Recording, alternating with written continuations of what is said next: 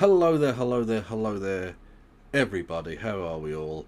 I am bull sweatingly warm. Yes, how are we all? Oh, it's too hot. I mean, that's literally all I have to say is it's too fucking hot. So you can all fuck off, I reckon, because I've said my piece, and that's all I intend to say this evening. No, I'm only joking. I'm very well, thank you for asking. You may notice the fan noise is even worse than usual. I've had to crack out the big fan. So I've got my regular little fan blowing into my face, and I've got the big fan, which is a much bigger fan, percolating in my lower half up into my undercarriage. It's necessary. Honest to God, it is too fucking hot. Anyway, how is it for everyone else? But I say that as like literally fucking Europe becomes a weird tinderbox of mostly scorched earth by comparison to our not so bad. Anyway, thank you Fulmar Music with 5 memberships before we even got going. Much love to you, friend, over on the YouTubes.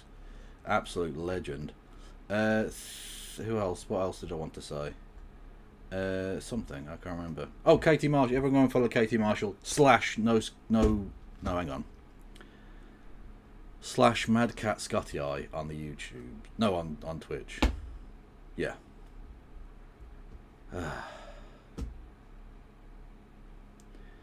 That Benjamin Netanyahu who's turning out to be quite the nasty pasty. That is a very interesting phrase. I don't think I've ever heard it put quite like that. The nasty pasty. He is a nasty pasty, that is true. He's a wrong un. Yeah. I locked myself out of the apartment for 4 hours before my brother came back from work, so I was forced to really actually touch grass for an afternoon. And that's French grass as well, which is just gross. Ugh. Hello there, Phantom. Too hot. A day or two ago it was 39 degrees here, you scrub. Get on my level. We are scrubs. We are scrubs. Maybe they meant pasty as in very white. Well, I assume 255 can correct us because he's the only person who heard this audibly. That it was indeed nasty pasty, because that rhymes. Like, you know how I say sweaty spaghetti? Because that's a thing we used to say when we were kids, because kids are fucking stupid. British people like a rhyme. That's why Red Ed became a thing. Not because Ed Miliband was a communist, obviously, but because it rhymes, and people like the words that sound the same. We like poetry and stupidity. Which is a weird mixture, but there you go. Anyway, how are we all? Oh, I need the cold weather to persist in Newcastle. Fair dues. Fair news? Poos. Who's? Blues Clues. Anyway, yes. If you enjoy my content, and why the fuck would you not? What are you, some sort of socialoid? Disgusting. You can, if you're on twitch.tv/KFLogan1875, you can hit the follow button. You can subscribe with Amazon Prime. You can give subs to the community. You can do bits messages, 200 bits or more gets you a text-to-speech. You can do super chats while the Streamlabs link below. $2 or more there gets you a text-to-speech. There is no tip alert thing, so if you wanted to just tip me, I have PayPal, or you could throw money at me in the street. I will potentially show nipples for money. These are things.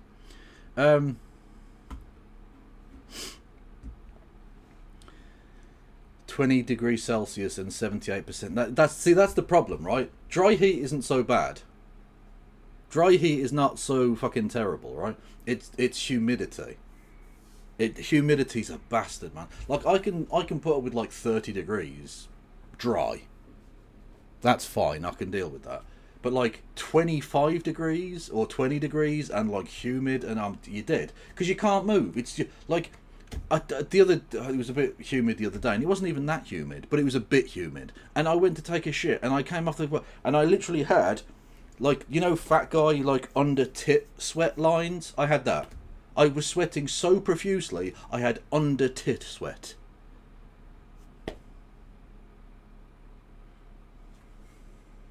What can you do?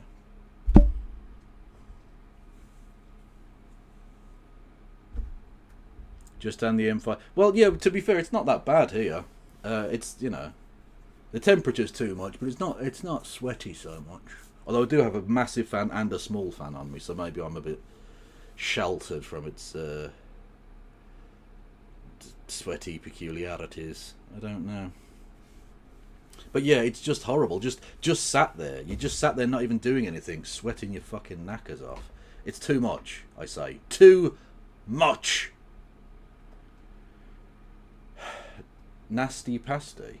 Oh my god, there's a noise. Nasty pasty. Yeah, nasty. Well, okay, if you're posh and southern, nasty pasty. Or nasty pasty. A name to call someone when they're being mean. Or a mean person who possibly wears Deirdre glasses. That is a very fucking specific and niche reference. Do you remember Deirdre Rashid from Coronation Street? Do you remember that? Do you remember when a fucking character in a soap opera was falsely arrested and a question got asked about that in Parliament? Do you remember that? Do you remember how stupid the early 2000s were? Or was it the late 90s? I can't even remember. Sometime like that. So, like America, if you feel like you're stupid, you're correct. Your country is very, very fucking stupid. But our country is also stupid. It's almost like you're just us, but you went there hundreds of years ago and got worse. We are a normal island. An incredibly normal island. It's all fucking fine. There was literally a free Deirdre campaign was started. Again, just to reiterate, this was a soap opera character. This person wasn't real. They weren't really in jail. They were literally a character in a soap opera. There you go. Very serious country. You will take us seriously. Buy this. What the fuck is this? Essentials 18-inch industrial floor fan. Well, basically that's what I've got, but slightly bigger. And it's not like, I mean, people are saying they can't hear it anymore, so I don't think it's like that big an issue, is it? And this one's only got 3 speeds. Mine has got, no, actually, no, mine has got 3 speeds as well. I was going to say 4 speeds, but the 4th speed is off. So technically that one also has 4 as well, I guess, if you want to count them. Didn't the papers join? Yeah, all the newspapers did it. It was fucking dumb. It was really... Oh, God, am I typing in free... Deirdre? Free Deirdre Rashid, or / Deirdre Barlow. Does it have a Wikipedia? Well, the character has a Wikipedia, so presumably the... Free the Weatherfield one. Oh my god, I fucking hate Britain so much. See, we can get on board with dumb shit like, oh, free this fake character, but not actually like, you know, stopping genocide or anything. That's crazy talk. Why is this not working? Why are you being a monstrous cunt bag, Twitter? That isn't working at all. Okay, I'll just have to go onto that. There we go. Fuck off. Right. So, Deirdre Rashid / Deirdre Barlow was this person, played by Anne Kirkbride. Is she still alive? No. Oh. I feel bad now. She died in 2015. Oh, that's ages ago. Okay. How old was she? I'm wondering now.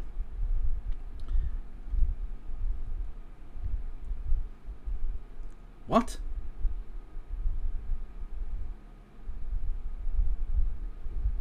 That doesn't make any sense. What the fuck? Hang on. I've never seen this on a Wikipedia page before. So this is the actual Wikipedia for the actress Anne Kirkbride, and it says she died in 2015, but it says error, death date, brackets first date must not be in the future.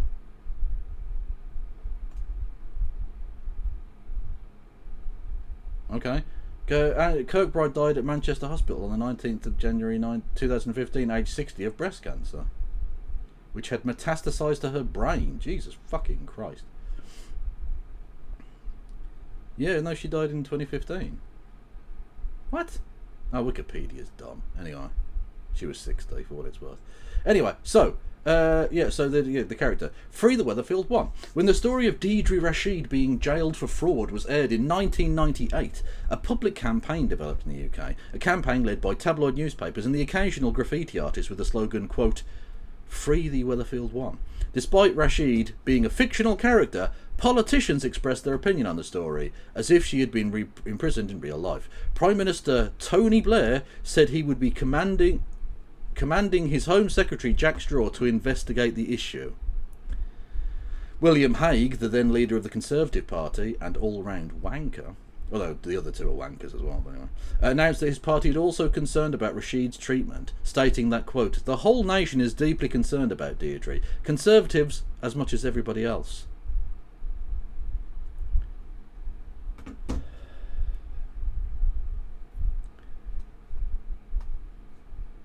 Like, if foreign countries want to declare war on Britain, I get it.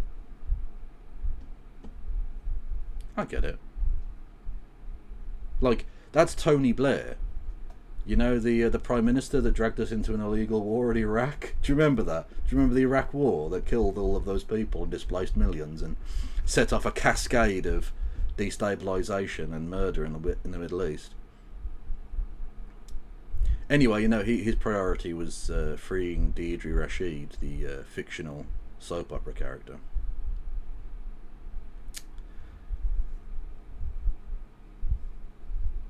I get it. That's all I'm saying. You know. Anyway, I was halfway through my shilling, wasn't I? You can help me out on Patreon and PayPal. You can go over to the Discord.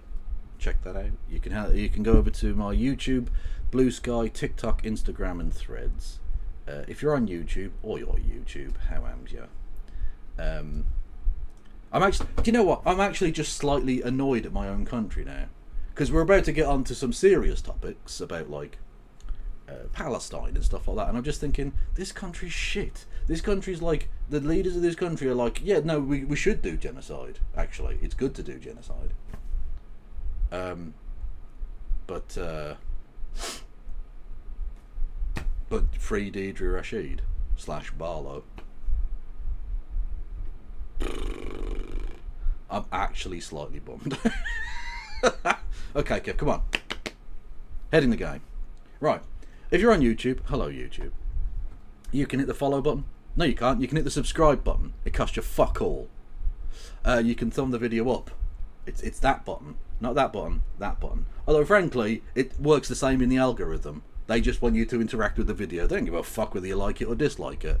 A hate watch is still a watch. Whether the eyeballs watching the advert beforehand or after it is a hateful one or a loving one is irrelevant to YouTube. But ideally, I'd prefer you to thumb the video up, at least for my own ego, if nothing else. You can also hit the bell icon to get notified of when I go live. You can become a member for 99p. You can gift memberships to the community, and you can do super chats, which I'll read out, especially if they're enormously bigoted against the British. Because frankly, let's be honest, we deserve it. We just do.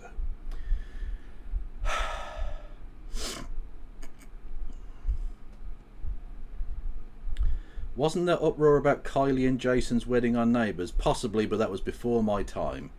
I mean, I think I might have been alive, I'm not sure. But it was before my time of kind of knowing things, of being, you know, properly sentient of the world around me. Anyway. Right. So. There's been some events here in the UK. Some shenanigans, some fucking bullshit. And some awesome stuff, you know. The Glastonbury Festival. For those who don't know what the Glastonbury Festival is, it is a largely music-based, although there are other arts activities to take place, in, I think, is it Dorset, I think, in near the town of Glastonbury or something, Glastonbury Farm. Anyway, it's out in the countryside in the middle of fucking nowhere, and they do a music festival every year. It started in, I think, the 1960s, and it's gone on every year since, and it's become fucking enormous. One of the big cultural events of the year. And they have all of the big music acts, so on and so forth. If you're regular viewers of mine, will have seen that the Irish rap trio, and I am going to describe them that way because I am very white, although so are they, but anyway. Kneecap were set to perform. Somerset, not Devon, apologies to all of the people of the southwest of England. My bad. Mea culpa, mea maxima culpa. If you'll allow me to be a little bit Latin. So yes, Kneecap were set to perform. They, being the people who are being called terrorists by everybody, including the current Labour government, which is fucking hilarious considering what they consider to be terrorist and what they don't. And being that they're big fans of the Palestinian cause, this was too much for the BBC. The BBC decided, no, we're not even going to show them. Having had politicians from across the political spectrum, but mostly right-wing cunts, who claimed to be pro-free speech, but wanted Kneecap not to perform at Glastonbury because fuck your free speech, I guess. The BBC, being the broadcasting arm of Israeli propaganda here in the UK, decided that they were just going to silence them. They couldn't stop them performing, but they could stop them from being broadcast on the BBC. So they were absolutely fine with Rod Stewart, for instance, a famous British musical artist who played at this year's festival in the tea time slot. That was fine for him to perform, even though he's made outrageously racist comments in the past, including agreeing with Enoch Powell, and recently, just this weekend, came out in support of Nigel Farage and the Reform Party. He was allowed to perform, and that was broadcast on the BBC. Absolutely no problem. Several artists this year, and indeed most years, have been involved in any level of criminality, including sexual assault and domestic abuse, and so on and so forth. Those people can absolutely have carte blanche to be all over the BBC. Not a problem. But you stand up for Palestine, and there's going to be a fucking issue. Now, this has had something of a Streisand effect, because Kneecap went out on stage and performed, and there was a fucking sea of Palestine flags everywhere. Like, ridiculous number. There's no way they could have edited it out for every fucking performance, right? It was fucking delightful, right? So that happened, right? I did get to see the performance, even though the BBC refused to broadcast it live, because of one amazing Welsh woman. Or at least I assume she's Welsh, because it's in the fucking name. If I can find her. Hang on 1 second. Why are the bookmarks being poo? Oh, don't break down when I go live, Twitter, you fucking cunts. Where is it? Here we go.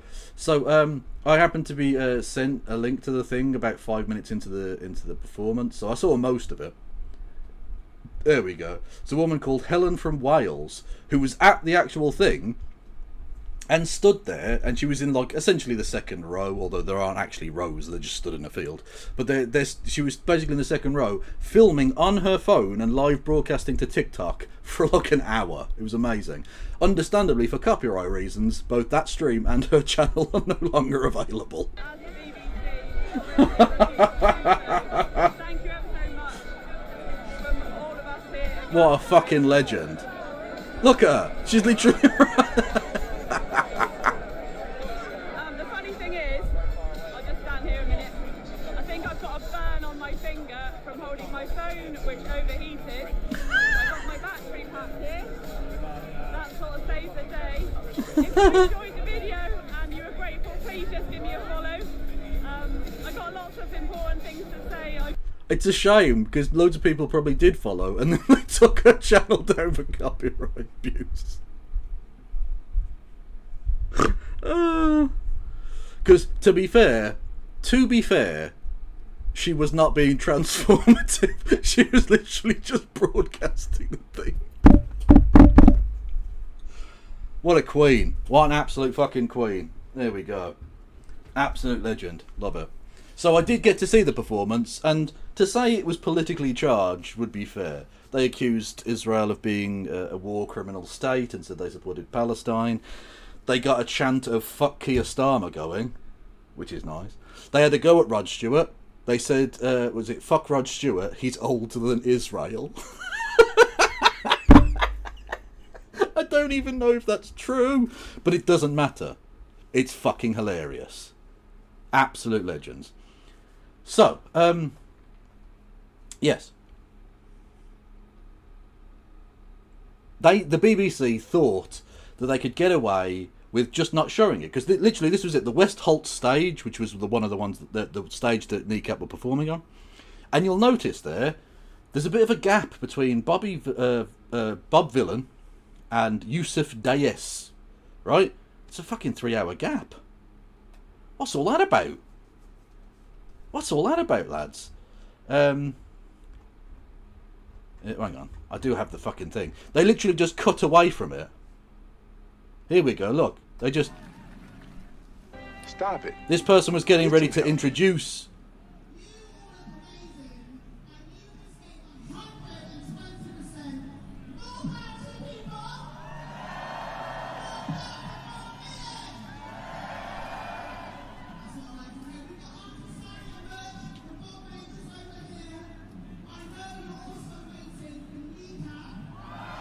Or they've been mentioned, so they just cut away from it. Why does Israel get treated this way? Can I ask that? Because you can walk onto that stage and say, fuck the USA. You can walk onto that stage and say, fuck Britain. Literally, Stormzy, if you remember, before he sold out, the fucking McDonald's briefcase cunt, right? Before that, Stormzy went on stage at Glastonbury. It was one of the genuinely sort of big cultural moments, in a stab-proof vest with the Union Jack on it, and sang the song which includes the line, fuck the government and fuck Boris, right? So you can go on that stage and say, fuck the British government and fuck the then Mayor of London, Boris Johnson, and you won't get censored for that. You won't get taken off the BBC. You will be shown live on the BBC, and they will replay it on the fucking news at 10 because it's an important cultural moment that happened. That's fine. But if you criticise Israel, you get censored. Why is that? Why is that Israel gets treated as a completely, like, kid gloves, you can't fucking do anything about it? You can go on that stage and criticise any country in the fucking world except Israel. That's not allowed. It's fucking mental. It really is. We've got to sort out this being cocked to Israel thing constantly, because it's not fucking acceptable. It really isn't. Anyway, so, he was born in 45. Yeah, so he's literally older than Israel, which is both funny and true then. Anyway, but you may notice the name Bob Vylan there, right? Something of a play on Bob Dylan. You know, they are a punk rock / rap, hip hop, whatever, duo from the UK who are very good. I know some of their songs. I'm very old, I know. Anyway, and they're a little bit politically charged themselves. They've got a song called, was it England is Burning? Is one particular track. They opened up their performance with a song which has the refrain in the chorus. You say you want your country back, shut the fuck up. You say you want your country back, you can't have that. So they're a little bit political themselves. Just a smidge. Just a little bit. But the BBC thought they were safe, because the BBC are always slightly behind the curve. Where are we? Here we go. I've got it lined up perfectly. So this is in between songs on the stage with Bob Vylan. This was broadcast live on BBC television. I want you to just bear that in mind as we watch this snippet of cultural ephemera. Okay? This was broadcast live on the British Broadcasting Corporation at about 5:30 or whatever it was. Free, free! Free, free! Free, free! Alright, but have you... Now, you're probably thinking to yourself, that's a little bit tame, Kev. He's just saying free Palestine, there are lots of Palestine flags. Probably not the end of the world, right? That's that. If he was just saying free Palestine, that's not so bad. It's just a thing. It's fine, yeah, okay. Like, loads of people at that festival have said, free Palestine. He goes on. You heard this one, though? Death to the IDF! Death to the IDF! Death to the IDF! Death to the IDF! Disavow!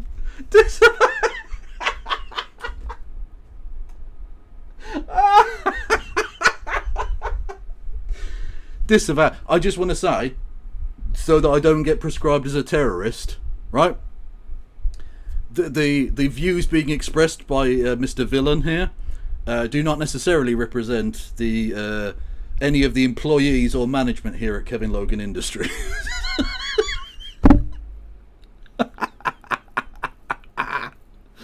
Oh. Jesus Christ. Death to the IDF! Hell yeah, from the river to the sea. Palestine must be, will be, inshallah, it will be free.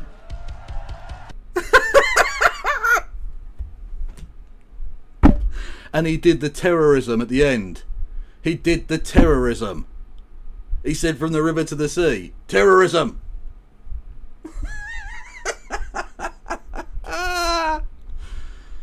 Oh. Fucking incredible.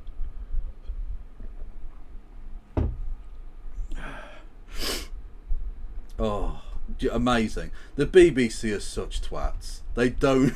I mean, to quote one of the great political minds of our time, they don't know what the fuck they're doing. Unbelievable shit. 255 asks, should the Glastonbury organisers have just refused to let the BBC broadcast any of it rather than let them have to cut out bits they don't like? Well, I'm not sure legally where they even stand on that as a possibility, 255, but what I would say is that for future years, and they probably should have realised this, I think, is to retain their own streaming rights. So by all means you can sell the TV rights to the BBC, you're going to make a lot of money on that, but maintain that you yourself, the Glastonbury organisers, on your own website can stream the entire event, whichever stage you like, whatever, yourself. So that if the BBC want to do some dumb fucked up censorship shit like this, you can still show it on your website. So the people that want to watch it can go to, you know, glastonbury.com or whatever the fuck it is, and watch whatever they want. Because there's no way the BBC should have absolute authority to say, no, you can't see this. Nope. We'll put on fucking, you know, rapists. A rapist can perform, and we'll broadcast that. Domestic abusers can come on here. People who've been convicted of drug crimes and fucking all kinds of fucked up shit. They can all do it. That's fine, not a problem. But for some reason, you stand up for the Palestinians, and that's too much. Bullshit. Fucking bullshit. Who the fuck are the BBC? The BBC, the organisation that mollycoddled and inculcated a fucking ring of pedophiles for decades. Decades and decades. Thousands of children were raped by BBC employees over the course of decades. And the BBC wants to stand there fucking morally judging people and being our moral saviours. Fuck right off. Load of shit, man. I'm not fucking having that.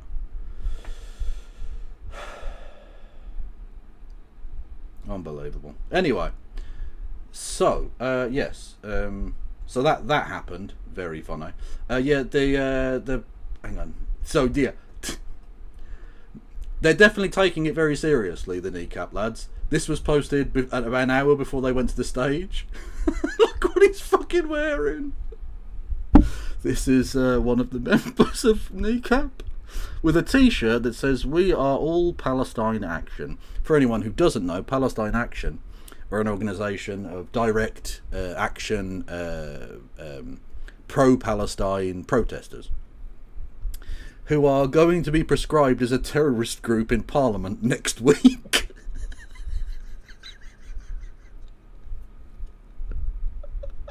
So, you know, they were having an easy one. They were having a chill. They were just like, yeah, no, we don't want to cause any controversy, lads. We don't. You know, we're just going to go out there and have some fun and play a bit of music. Unbelievable. And of course, we are now going to have pearl clutching of the most pathetic kind for the next fucking week. It's going to be amazing, right? You watch the Sunday papers, it'll all be, oh, Bobby Vylan was said death to all Jewish people in the world, which obviously he didn't say, but they'll say that he said that because they're fucking lying Zionist cunts, because that's what Zionists do. And of course, open him up in the same way that they've opened Kneecap up to a completely new and much more massive audience through the Streisand effect. They're going to do the same to Bobby Vylan. Because they've learned nothing, these people. They've learned nothing. Where are we? Oh god, this person was funny. So, referring to Bobby Vylan, they say, "My sister had the misfortune of seeing him as a support act for Iggy Pop a month ago. He was absolutely vile. She put a complaint into the Metropolitan Police about him, but nothing as of yet." Firstly, if you're going to an Iggy Pop concert, are you expecting a good, clean family time? Like, you know, this man is mostly heroin. Like, I know he doesn't take drugs anymore, but that's because he's literally become heroin. Iggy Pop is 93% smack at this point, right? What the fuck are you expecting? You went there, and how pathetic and just lost as a human being do you have to be like, "This performer at a gig said a thing I don't like. I'm going to call the police about that." Do you think that's what the police are for? Like, I mean, they're for protecting capital, that's... Yeah. But even so, the ideal version of what they're about is not this. They're to do with murder and theft and stuff. Someone having hurty feelings at the fucking concert... Fuck off. Like, I genuinely, I think the police should be good when it comes to interacting with the public, but if someone rings up and says, "I've got a complaint about someone said a thing I don't like at a concert," they should be able to go, "I don't give a fuck," and hang up on you. They just should. They're not there as a fucking personal mollycoddling fucking organisation for you and your fifis, you prick. Oh, Fartlow. You knew she was going to have a meltdown. You knew Fartlow was going to have to chip in. Eve Fartlow of the Free Palestine / free parking, the Jews are tired fame says, "Glastonbury has become a festival of hate today and descended into barbaric chants against Israel and the Jewish people." Can someone tell me the when there was the chants against the Jewish people? I didn't hear any chants against the Jewish people.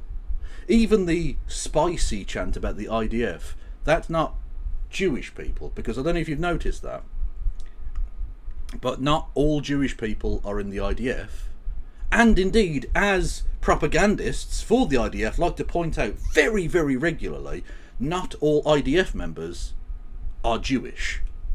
You know how they have a token Arab or two, or maybe like a Christian or something like that. So literally there is not all IDF members and all Jewish people is not a circle. There is some overlap. There are Jewish people in the IDF, absolutely, but that's not the Jewish people. Sorry to put that out there. Just facts getting in the way. Glastonbury is a festival I once called home. A dozen or so times I attended. I made magazines on site. I led a team of scores of talented writers and photographers for the NME. I went as part of Team BBC, as part of Billboard, as part of Q. That's not Q as in QAnon. There's a magazine called Q, which predates all that bollocks. And as part of Vulture. I grew up there. I am not just heartbroken, I am dismayed and disgusted. Well, that's good. For me, I think it's a litmus test of something, right? If Eve Fartlow is annoyed and disgusted by something, it's probably good. And if she likes it, it's probably shite. Emily Evis, that's the daughter of the initial founder, who I believe is still alive and involved in it, but like he's not day-to-day the runner anymore. It's now Emily Evis, his daughter. It's like a kind of family thing, organised initially. You should go to Re'em, or Reem, or what the fuck, and see what happened at a music festival in southern Israel on the 7th of October 2023. What happened to you? ? A Jew kiss.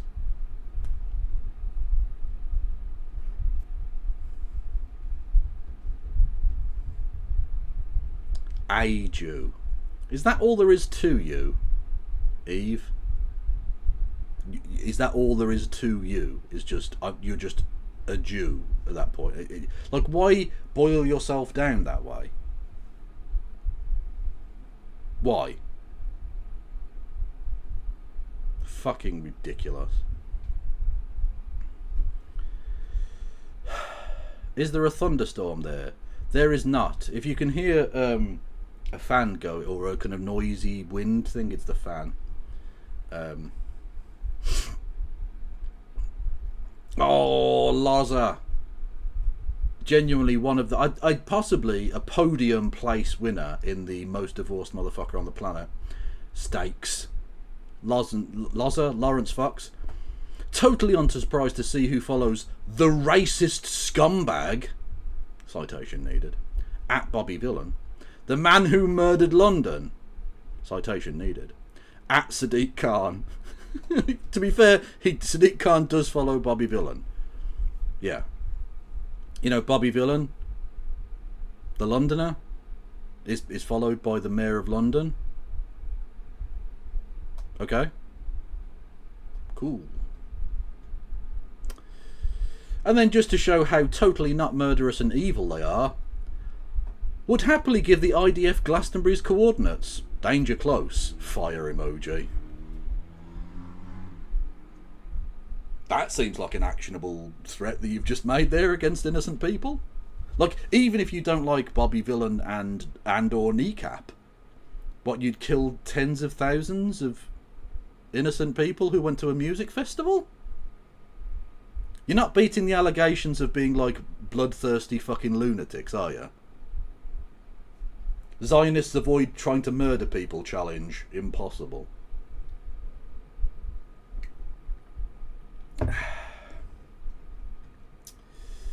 Oh, Jake Wallace-Simons. Unbelievable. Oh, actually that's too big, isn't it? There we go. So he's just a fucking propagandist piece of shit. The spectacle of massed crowds calling for the blood of Jews is more associated with Islamist dictatorships than our own democracies. Firstly, can you point me to any person at Glastonbury that was calling for the blood of Jews? Jake Wallace-Simons, please. Can you do that?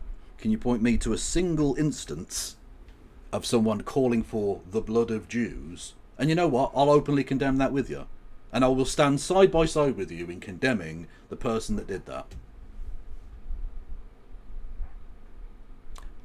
I won't hold my breath waiting for that clarification on your part, Jake, but you know, it would be good if you could show me that. On October the 7th. Oh, it's been mentioned, thankfully. Oh, I thought no one was going to mention October the 7th. 2023. You know that thing that happened fucking ages ago? That they're still talking about as if that justifies anything they've been doing? No, it's fine. On October the 7th, however, Something foul awoke in the West. Is there a spectre haunting Europe? Is it a spectre of the anti-Semitisms? Less than 2 years later, we find thousands of white youngsters... Whoa, time out, Home Slice. Why have you entered a racial dynamic to this? You've already, like, blood libelled, essentially, Bobby Vylan and Kneecap here by saying they were calling for the blood of Jews. Grim and disgusting. But why have you now entered a racial dynamic that is unnecessary? White youngsters, I mean, firstly, and ageism, because there are loads of fucking old people there too. It's a festival that's been going on a while. They're not all white. Quite a lot of them are white, but I don't know if you noticed, but the demographics of Britain are about, I think, 70% white. So the fact that you would have a majority of white people at a festival in England, not that surprising, actually. Probably, yeah. But there were definitely people of colour there. I saw them with mine own eyes. But for some reason, you've decided they're all white youngsters. From the leafy suburbs of Middle England chanting, "Death, death to the IDF." Again, for legal reasons, I am not saying that. Please do not prescribe me as a terrorist. I am indeed not a terrorist. Not that that seems to matter to the Home Office anymore. But I'm merely quoting Jake Wallace-Simons, quoting Bobby Vylan, that was broadcast on the British Broadcasting Corporation. So if I'm a terrorist, Jake Wallace-Simons is a terrorist, Bobby Vylan is a terrorist, and the BBC are double terrorists because they broadcast it first. So, you know, just saying. Before the watershed as well. At the Glastonbury Festival of a Saturday afternoon. Would that be the same IDF that delivered us from the spectre of a nuclear-armed Iran? No. No. Like, even if you think that horrible war that just happened, the 12/13/14 days war, whatever you want to call it, stopped Iran from getting a nuclear weapon, that was America.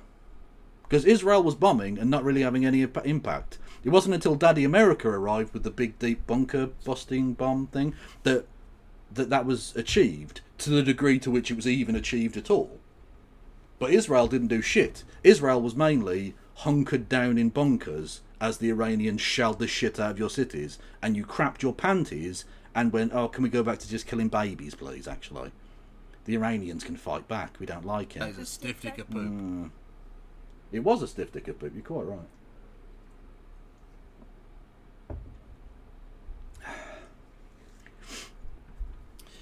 With remarkably few civilian casualties.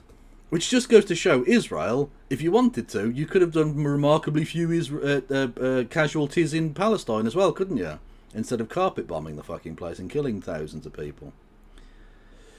Which rescued us from the regime described by the head of MI5 as, quote, "the state actor which most frequently crosses into terrorism," quote unquote, "on our shores." Okay. Why, yes it would. Your average Glasto fan, it seems, would have no objection if Tehran's thugs brought the quote-unquote intifada over here. Perhaps with a nuclear bomb on London. Well, they'd have to develop a fucking rocket that could get here first. Notably, Israel does have illegally obtained and kept nuclear weaponry and the ballistic missiles capable of reaching London. Iran doesn't have either of those things. Again, just in case anyone was wondering, just to clarify for everybody, Israel has nuclear weapons. Jake Wallace-Simons doesn't mention this, so I felt it was worth interjecting to just clarify for everybody, because that seems like a pertinent point here. So long as they brought death to Israel first. It didn't say death to Israel, did it? It said death to the IDF. Now, Bobby Vylan might believe in death to Israel, I don't know. But they didn't state so. So you can't state that they did, because that isn't true. Much like your earlier claim of the blood of the Jews thing, which they also didn't say. Such is the way with brainless trends, even when the fashion is for bloodlust. Mike at Telegraph column. I mean, literally go fuck yourself, mate. Richard Tice, being a hard man. Glastonbury is not safe for me. He was going to go and debate Zach Polanski, the deputy leader of the Green Party, and then shat his pants because apparently it's not safe for Richard Tice. I don't quite know why, but apparently that's what he believes. What a pussy! Where are we? Oh yeah, talking about I mentioned blah, blah, blah, blah, what's his name? Fuck. Here we go. Stormzy. Do you remember Stormzy? I mentioned about his Glastonbury thing and how he used to support Palestine and then got rid of all of the Palestine stuff from all of his social media so he could do a McDonald's advert because he's a sellout prick. Anyway, here he is accepting an honorary degree from Cambridge University. Stop it. Get some help. And someone asked him the very pertinent question, and see his reaction. Stormzy, what's your message to Palestinians in Gaza? Stormzy, what's your message to Palestinian musicians that want to be just like you? Hi, Stormzy. Stormzy, what's your message to Palestinians that look up to you? That's interesting, isn't it? Very interesting. Doesn't have much to say anymore about it. What a fucking piece of shit he's turned out to be. Oh well. What is this? I don't know. What is this now? What?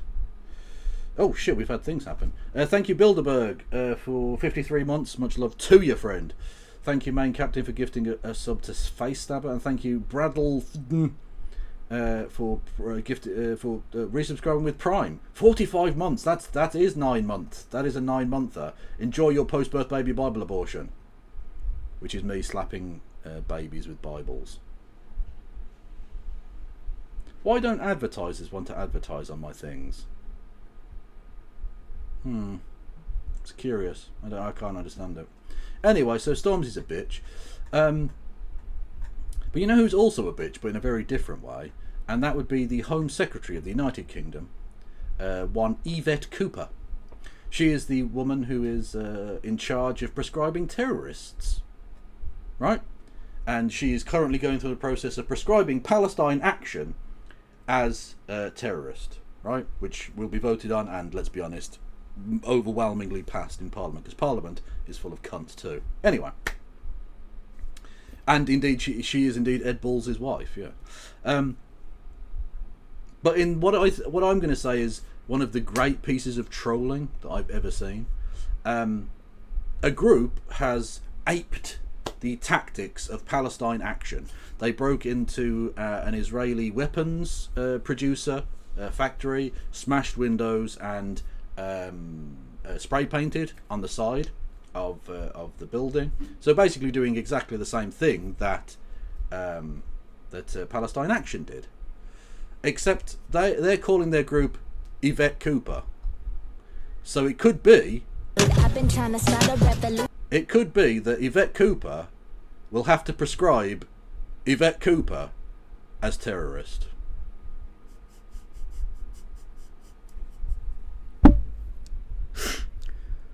Chef's kiss, lads. Honestly, fucking beautiful. I want to see that debate in Parliament where Yvette Cooper has to stand up and say, I think Yvette Cooper is terrorist. Well, I need that to happen. That has to happen now. Unbelievable. Ah, glorious, glorious stuff. Ah, where were we? Oh yeah, we're on a hype train, everyone. If you get me to whatever level, the next level of the hype train, I will finger Jake Wallace Simons' self-worth, no, not self-worth, right to speak or whatever, because it's dead. What a prick. What is this? Oh God almighty. Again, don't go to a fucking gig if you're that much of a bitch. We are aware of the comments made by acts on the West Holt stage at Glastonbury Festival this afternoon. Video evidence will be assessed by officers to determine whether any offences have been committed that will require a criminal investigation. Again, they haven't learned, have they? By trying to make Kneecap into terrorists, You gave them the best advertisement they could possibly have wished for.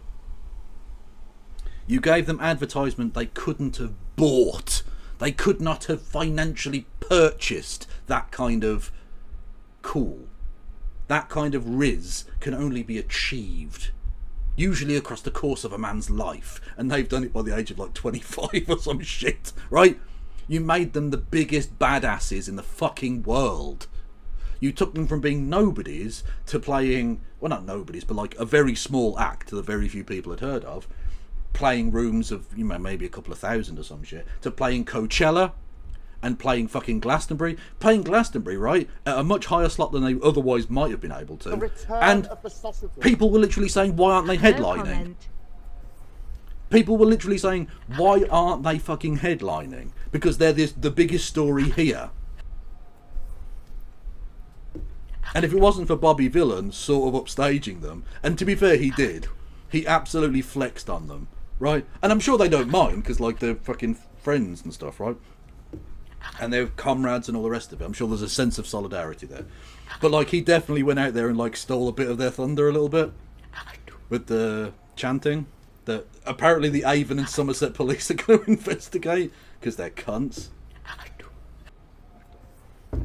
Why is that repeatedly going off? What is this? What? I can't stop it. Right. Thank you. Jesus. Thank you everyone to getting to the next level. I'll have to go and finger Jake Simons' worth because it's dead.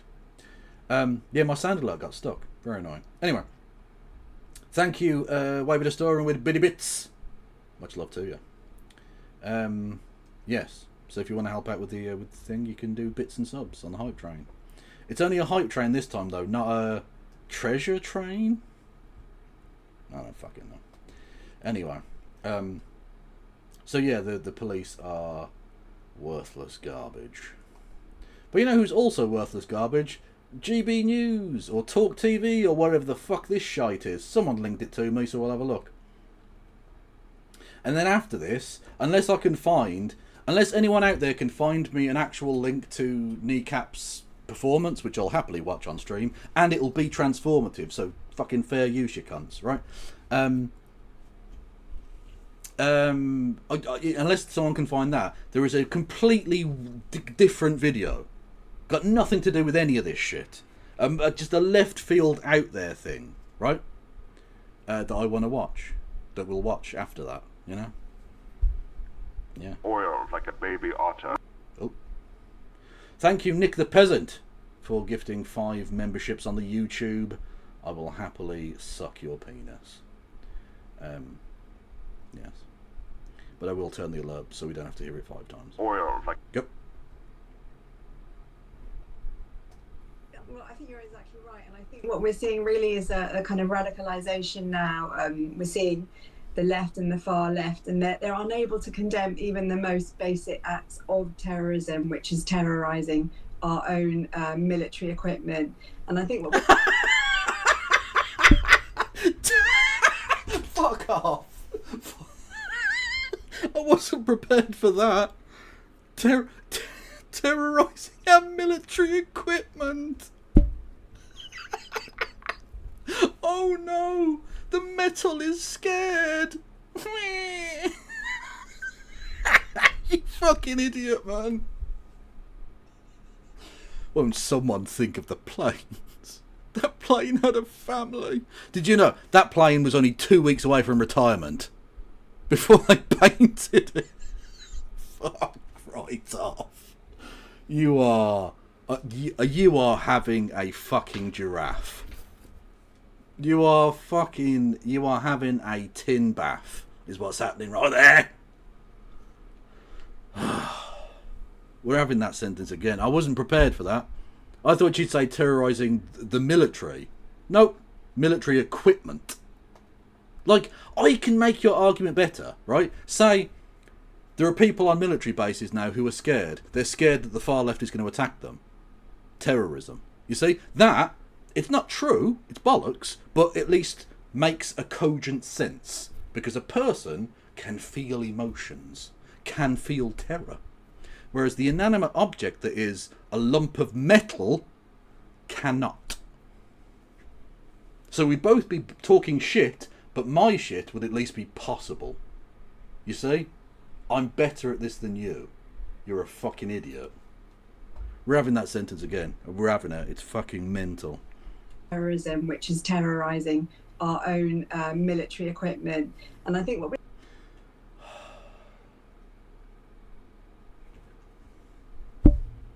Terrorising our military equipment. I will just put out there that that military equipment was used to refuel planes that bombed Yemen. Literally, those 2 planes, because people checked with the serial numbers that were filmed as part of this stunt. Those 2 planes were used in the refueling of American aircraft that bombed Yemen. You know, Yemen, the country that's undergone a genocide on behalf of Saudi Arabia, friends and allies in Riyadh. Yeah, it's cool. But you know, don't terrorise the planes. Fucking knobs. What the fuck? No need to worry, we still have enough duct tape. To be fair, that's probably how we do take care of our military equipment, to be honest. But fucking Boeing and BAE Systems keep most of the money, and then we just fucking gaffer tape wings on, and that's fine. That'll do. Any ones that break, we'll send them to Ukraine. Fuck it. We're seeing really, it feels to me like, and I hope this doesn't sound too conspiracist, but there is foreign action at work, or, you know, whether it's the enemy within or whatever, but there are people within our own society that are working against our country that are happy to see. Yeah, they're the current British government and people who work for Talk TV and Tufton Street. I agree. I agree with you that those people are bad and working against the country, yes. Our military equipment being attacked. Also, it's not even our military equipment. They're both private planes that get leased back to the RAF through a fucking private finance initiative. So it's not even our military equipment. They're terrorising private military equipment. Genius. This is at the same time as Keir Starmer and the rest of Europe recognises that we need to step up on our military and all of that, because the world is becoming a more dangerous place. And at the same time, someone like him, they want to let go people that are attacking our RAF planes. And those planes are heroes, okay? Those planes are heroes, and I thank you for your service. It's a fucking plane, mate. It's a fucking plane. What are you doing? What the fuck are you talking about? It is a plane. Fucking hell. I'm surrounded by idiots. I really am. I'm surrounded by the biggest fucking morons ever. Ever. And it makes me feel that we are a society in danger, and that he represents part of that kind of left-wing ideology that either closes its eyes or... Do you think I'm racist? I don't know you, New English Architecture. How could I possibly know if you're racist? Let's go to your channel. I don't know what any of this is. I don't know any of those channels, so I genuinely can't tell you. Do you have any videos? Are they music videos? I have no idea. I have no idea, New English Architecture. When I meet someone, I assume they're not a racist until they give me reason to believe otherwise. Now, the fact that you've come in here and asked that question straight away is a little bit weird. Like, it's like if someone introduces themselves to you and they go, "I'm not a murderer." You go, "What? What are you talking about? Look, I didn't think you were a murderer." But the fact that you've just said, "I'm not a murderer," now has made me think, maybe this person's a murderer. Seems like a very strange thing to, like, lead with.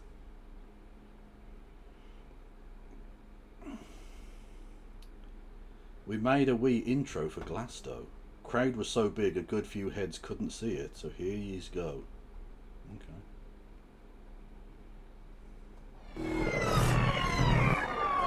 We have seen great progress since we gathered here a year ago. Kneecap. Kneecap. Kneecap. Kneecap is pretty disgusting. A band I've never even heard of. They'll never make anything of their lives. A little bit of breaking news to bring you, and that is that counter-terrorism police will investigate rap trio Kneecap.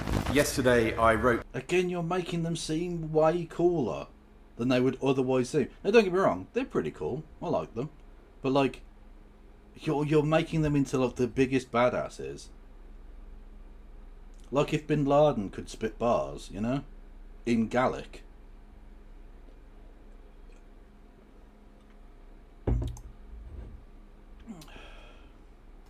To Glastonbury Festival, urging them to remove this despicable... You fucking briefcase cunts. Also, don't you dare ever mention free speech in my presence ever again, you fucking gobshite. Evil, which Kneecap represents.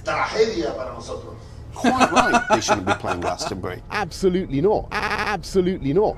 That band is full of hate. Sorry, Kneecap. What the fuck happened to her face, by the way? Like, there comes a point where plastic surgery doesn't work anymore. I'm thinking like Joan Rivers, you know what I mean? Like, it doesn't look good. You gotta stop. Like, you know we know how old you are, right? Like, I do have to just say, Mrs. Osborne, you, Sharon, if I can be personal with you, we know when you were born. We know how old you are. This isn't... You're not fooling anyone. No one looks at you and goes, is she 25? It's fine. You can grow old gracefully. Now, you will get mean comments. Women definitely get the worst end of things. Okay? But, you know. Justice for Rod Stewart jokes. Rod Stewart, again, it's still the funniest bit from their act of, you know, Rod Stewart, fuck him, he's older than Israel. Lovely. I'm going to imagine that in the BBC edited version, which I imagine isn't going to be very long, they're probably going to cut that bit out. Is what I imagine. I don't think they'll be broadcasting that bit at all. God, get Arlene Foster off my fucking screen. I live rent-free in this group's head. I was probably high on a lot of drugs, because that's what they gave you. I think that they've been avoiding justice for far too long. Oh, God, Kemi, you're so shit. Well, you're not going to resist an arrest. The rap trio Kneecap are now officially to appear at Glastonbury. Y esa situación no debe ser extraña. I never thought I'd see a video package of Mark Francois followed by Fidel Castro. That is, like, that is a fucking weird juxtaposition. Francois Castro. Francois Castro. Francois Castro. Francois Castro. Francois Castro. I've gone mad. I've actually gone mad. I've actually lost the fucking... I've lost my grip on reality. I don't know what's happening anymore. It's gone. Mark Francois and Fidel Castro are now the same person. I can't tell them apart. They are symbiotic.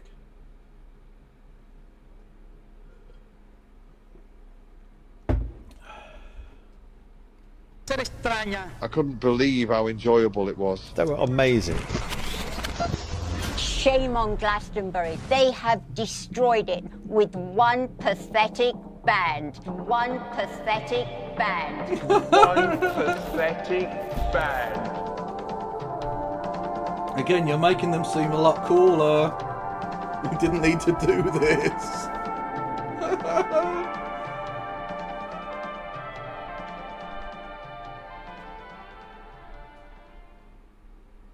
Hang on a minute. What you did a 255 meme. Is that a specific type of meme now? What is this?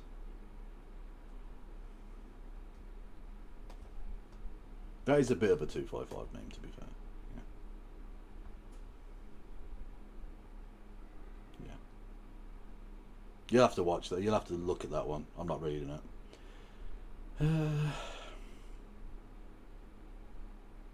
Who is this sexy 19-year-old? I presume you mean me.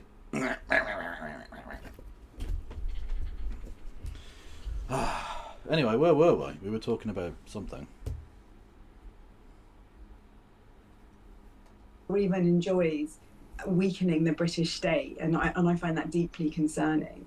One thing where I think it's really interesting actually, the Attorney General of this country, Lord Hermer, Richard Hermer, has been accused of, well in fact he spoke to the BBC about two-tier policing in this country and said that it isn't a thing and that we shouldn't talk about it because it is offensive. It is a thing, it's just that the left always get the worst of it. Because like, they whinge about this, but they've been arrested. As it literally says there, Palestine activists arrested over RAF Voyager aircraft attacks. They can sleep easy now, that the planes, they don't need to live in terror. The red paint Al-Qaeda that have been destroying their lives are now at His Majesty's pleasure. Or maybe not, maybe they've been released on bail, I don't fucking know. Anyway, the point being that you can't talk about it being two-tier policing when they've been arrested. They've literally been arrested for this and presumably will be charged. And they're literally going to be prescribed as terrorists next week. What right-wing groups are you annoyed about being prescribed as terrorists? Anyone? Fucking the EDL didn't get prescribed as terrorists, and they actually were.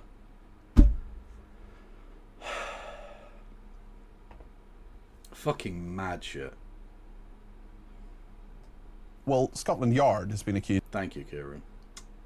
Of two-tier justice after police apparently ignored. No, not Kieran. Flint Reed. Apologies. You've got the same coloured name. Yeah, that's right. I see colour. And what?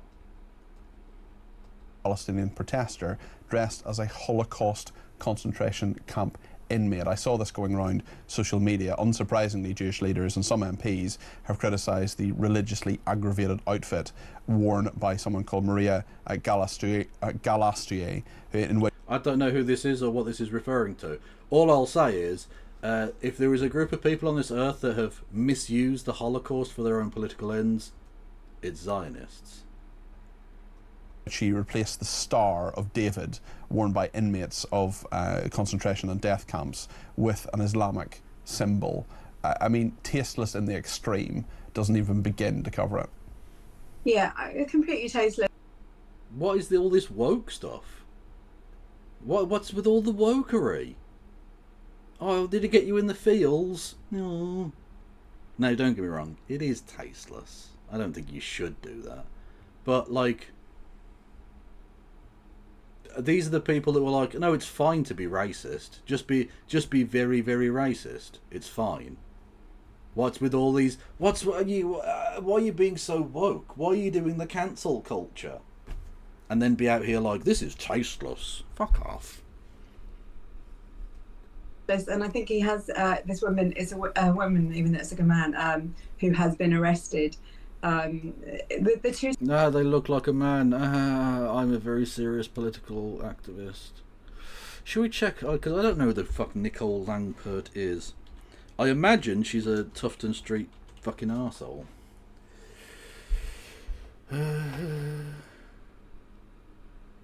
Nicole Langpert.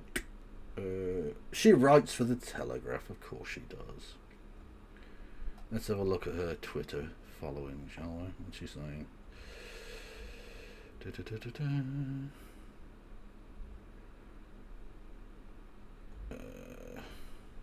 She's retweeting Martin Daubney. She's literally just all over the Bobby Vylan stuff. I mean, cry harder, I guess. I don't fucking care.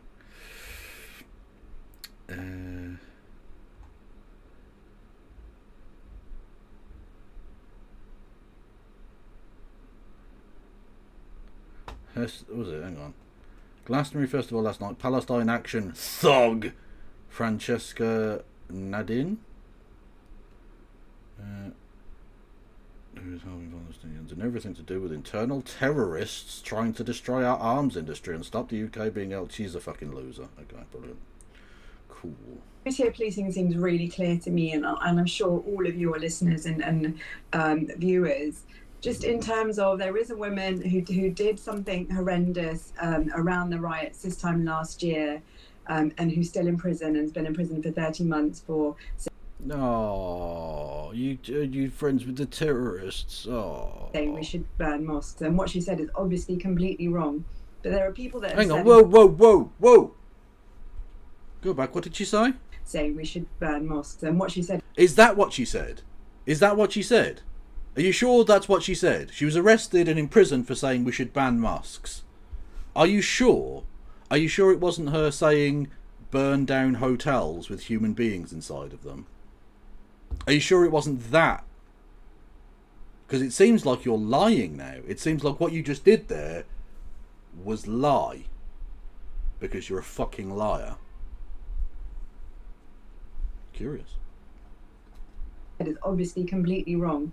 But there are people that have said exactly the same about synagogues, about churches, and they haven't even been arrested. We weren't even taught. It's not even got anything to do with religious buildings. She said burning down hotels with asylum seekers in them. Again, there's no religious part of this. Now, I know in your head you think, like, migrant equals Muslimic, right? But they weren't all Muslims. In fact, a great many of them are not Muslims. Many of them are Christians who are escaping the theocratic fuckheads that we've allowed to get into power in places like Syria and Saudi Arabia and Libya. Yeah. This person argued in favour of and directly called for the burning down of hotels with migrants in them. It's got nothing to do with religion, even particularly. I don't know why you're bringing this into it. Also, like, you can't have your cake and eat it. You can't be like, oh well, she needs to be freed because it's not that bad, but other people have said bad stuff and they should go to jail. Pathetic. Absolutely pathetic. Just want to take a moment to point out that they are raising the experience of Muslims who also died in the Holocaust. That's true, there were Muslims who died in the Holocaust. There was basically every type of person. There were Christians, loads of Christians died in the Holocaust. Atheists died in the Holocaust. Roman Gypsy people died in the Holocaust. Yeah, there were loads of different types. Yeah. And people forget, of course, you know who copped it first from the Nazis? Disabled people. The Axion T4 program. It was disabled people. Actually, interestingly, it was disabled people, what was called asocial people, and sex workers. Little interesting aside there. Literally, I think there was something like 200 sex workers who were killed as part of that program. They were seen as socially and mentally defective for their crimes. Now, of course, this was massively hypocritical on the part of the Nazis, almost all of whom used sex workers at some point in their life. So, you know. There's a former professor from a British university who spends his whole time talking about the danger of Zionism, naming schools, naming people like me, and... Oh, you're a public figure who is a Zionist. What's wrong with that? Like, you've literally got your name on the screen here. You're a public figure who is a Zionist. A person coming out and saying this person is a Zionist and they're bad is fine, actually. That's not a problem. What's your issue here? Jewish celebrities. He's called me a genocidaire, which means that I am... Yeah, you have supported genocide, clearly. Myself, I'm committing genocide. And the police doing absolutely nothing about this man. Well, you don't have to actually murder people. You understand this? It was established very firmly at the Nuremberg trials that you don't have to actually kill people directly to be guilty of genocide. You don't even have to order the killing. You don't have to be a part of the military establishment at all.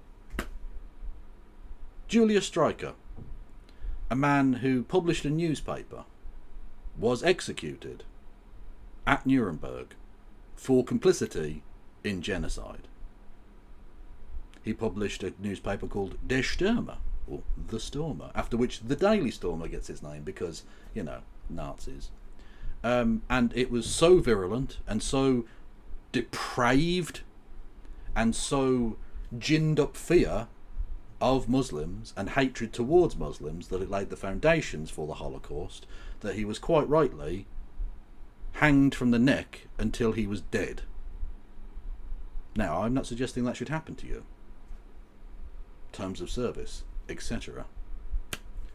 I'm just saying the idea that you can't possibly be doing genocide because I haven't killed a Palestinian isn't really true, is it? We know that's not true. Julius Streicher, as far as we're aware, didn't kill any Jewish people. Himself, personally. He was, frankly, not a very interesting man outside of his newspaper. He was a fucking just a wanker, really.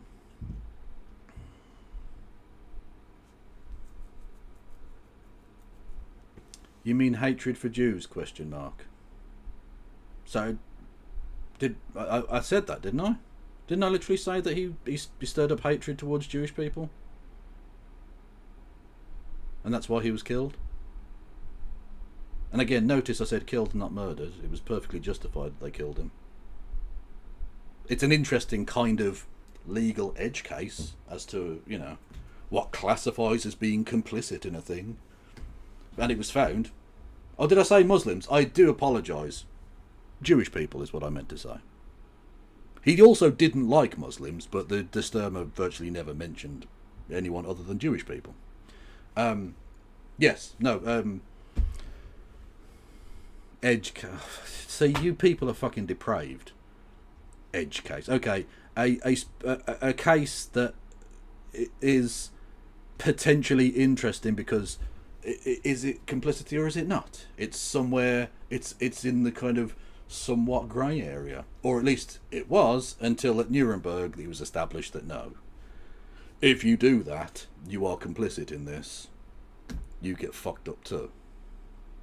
So, you know, I'm just saying to any of the people who like publish Israeli newspapers at the moment, bear that in mind, because whilst it is, I assume, perfectly reasonable that you could run a newspaper in Israel and not be complicit in the genocide because you could do actual reporting.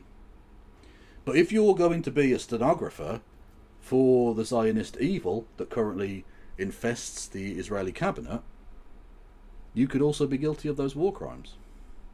Just something for you to bear in mind.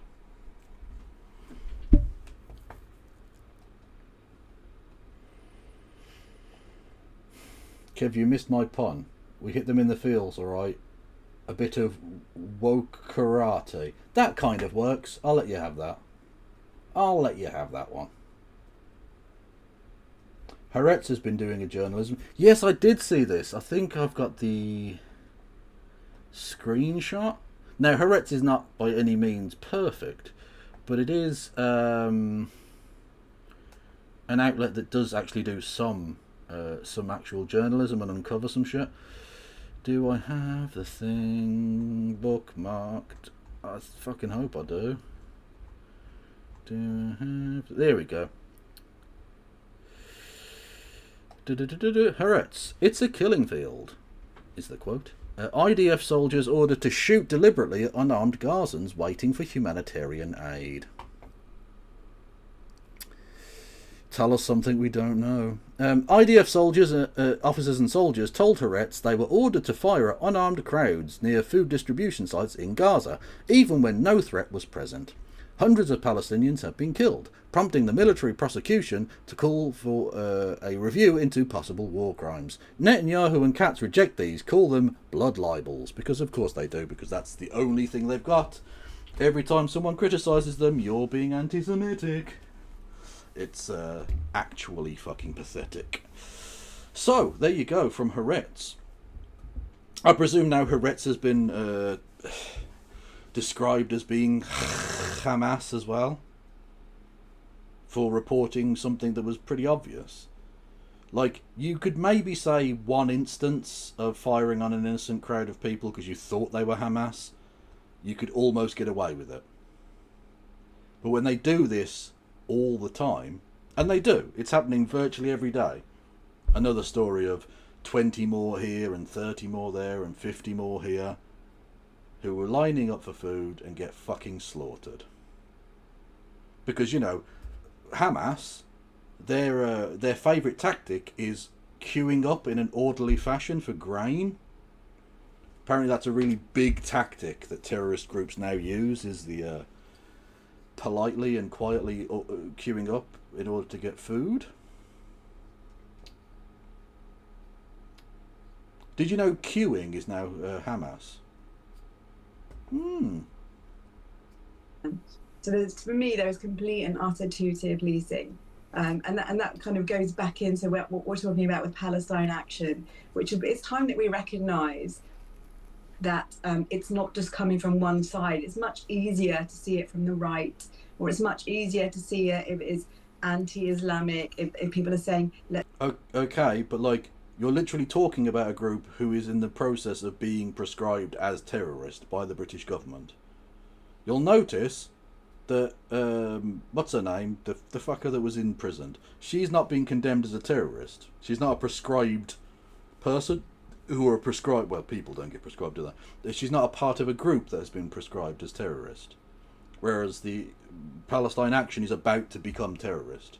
Today, or possibly tomorrow, might be the last day that you can say, I support Palestine action. Now again, I'm not saying I support Palestine action. I'm saying it's the last time that you could say, I support Palestine action. Next week it might be illegal to say, I support Palestine action. So if you wanted to say, I support Palestine action, you'd have to do that right now, because next week it might be illegal to say, I support Palestine action. But of course I would never say that, because, you know, terrorism. Let's go and march on mosques, but somehow they can't see it when people are talking about Zionism, or they're talking about Jews, or when they're talking about... Well, that's the difference, isn't it? That's the difference. No one minds when you talk about Islamism, because people don't fucking like Islamism. It's when you talk about Muslims, or immigrants, or Pakistanis, or whatever. That's the problem. So I agree that people shouldn't talk about Jews, because that's a wide plethora of different people from different parts of the world and have different beliefs and cultural standards and political positions and all the rest of it. Whereas Zionist, that is a specific political meaning, a specific political position or set of positions. That's what is perfectly fine to criticise. They're not the same thing. I know you want to conflate the two, even though it was literally described as one of the core tenets of the description of anti-Semitism, the conflation of the State of Israel with Jewish people, but apparently when Zionists do that, it's not anti-Semitic somehow. Cool. And I just see that, again, I see that as deeply worrying for our country so much. There's this idea that Jews are the canary in the coal mine, in terms of when, you know, in the times of the miners, they would send a canary in a coal mine down, and if there was a poison in the atmosphere, the canary would die. What the fuck are you... Firstly, you don't need to explain the canary in the coal mine. It's a very well understood thing, okay? Like, people understand what you mean by that. It's essentially an early warning system. That's essentially what that means, right?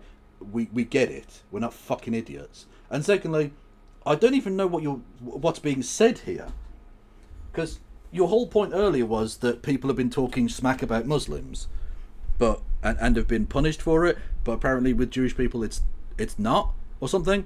So clearly, Jewish people aren't the only people getting it, and so therefore, how could that be the early warning of some larger racial blah blah blah? Because they've already been the thing against the Muslims, and like, what are you fucking saying here? This is so flimsy and mixed up. Absolute gibberish. By the way, we're not even remotely coming to the end of this bit, but it is quite boring, so I might switch it up at some point. Can I just make one last push for people to find me a copy of the thing if it's available. If you can find Kneecap's live performance from 2025 Glastonbury somewhere, you are my internet squirrels, and I'm asking you to find me a specific nut, a kneecap, a nut cap. That's yeah. Anyway, so if you can find that on your various websites where you would find such things, I don't fucking know. Then yeah, I'd like to have a watch of that on stream with you. I did watch most of it live on that amazing woman's TikTok earlier today. She literally stood there with the fucking phone up for an hour. It's incredible. You couldn't see the stage very well because obviously she's, you know, reasonably far away. Even though she's like right by the barrier, it's still a long distance. But yeah, it was incredible. Apparently BBC said it will be on demand. Yeah, I heard that, but I can't find it on the iPlayer at all. Yeah, Helen from Wales. Can we get some salutes in chat for Helen from Wales? Fucking legend. Doing God's work today. And that would show that there was something dangerous. And it's very scary being that canary because... Can we say I support Palestine action today? You can say I support Palestine action. You can say that today. It's not illegal to say that today. You will not be supporting a terrorist group if you say today I support Palestine action. But next week it might be illegal to say I support Palestine action. So if I were you, I'd get in and say I support Palestine action, if that is indeed what you believe. I don't know what you believe. You might believe something different, but you might believe I support Palestine action. So if you wanted to say that, you could today. You could say I support Palestine action if you wanted to. I see these dangers all around, and I think probably lots of people can see it now. They see the policing. And it's so clear as well with Palestine Action. I mean, they're about to be prescribed as a terrorist group. We also have the Telegraph newspaper has done some very good work uncovering a meeting, a sort of Zoom chat that they had. I don't know if it was Zoom, but... Yeah, well, why would you know? Why would you have looked into that at all? Hood from Glastonbury. Well, that's one song. Okay, we've got one song from their Glastonbury set, but, you know. Sort of that kind of video chat affair. Tactics discussed by Palestine Action included more of these kind of attacks, breaking into factories. Do I have meetings? What do you mean? What? Factories, hitting everything you can find with a sledgehammer, as well as setting up anonymous cells, being able to target more military bases without detection. They're talking about 3 more RAF bases, recommending action against defence companies believed to be supplying arms to Israel, including a drone factory in Leicester. These people are not going to stop, and we have a member of Parliament from the UK Parliament who yesterday I gave him, someone calculated, I didn't count as many as there were, but there were over 10 opportunities. I think someone counted. Well, Flint Reed, you can say that I support Palestine action if you wanted to, because that's not illegal now. So if I did in fact support Palestine action, I would say I support Palestine action, because that's not illegal. It's not illegal right now. It will almost certainly become illegal next week. But right now, I could just say I support Palestine action, if indeed that is what I believed. I could say I support Palestine action. 14 opportunities that I gave him to either condemn it or to say that what Palestine Action did at RAF Bryce Norton is wrong. It's really concerning that that's the case. It's frightening, and he's not the only one, which is even more frightening. And talking, because we're talking about Kneecap later, but there was someone from Palestine Action who was speaking on a stage at Glastonbury last night. So it shows that there are forces that are trying... Okay, but they're not terrorists. So it's fine for them to speak at Glastonbury. Because I'm sure lots of people support Palestine action. You know? And they're allowed to support Palestine action because it's not illegal. Yet. But today it's fine to say I support Palestine action. It's fine. It's not a problem. What's not illegal? It's not illegal to say I support Palestine action.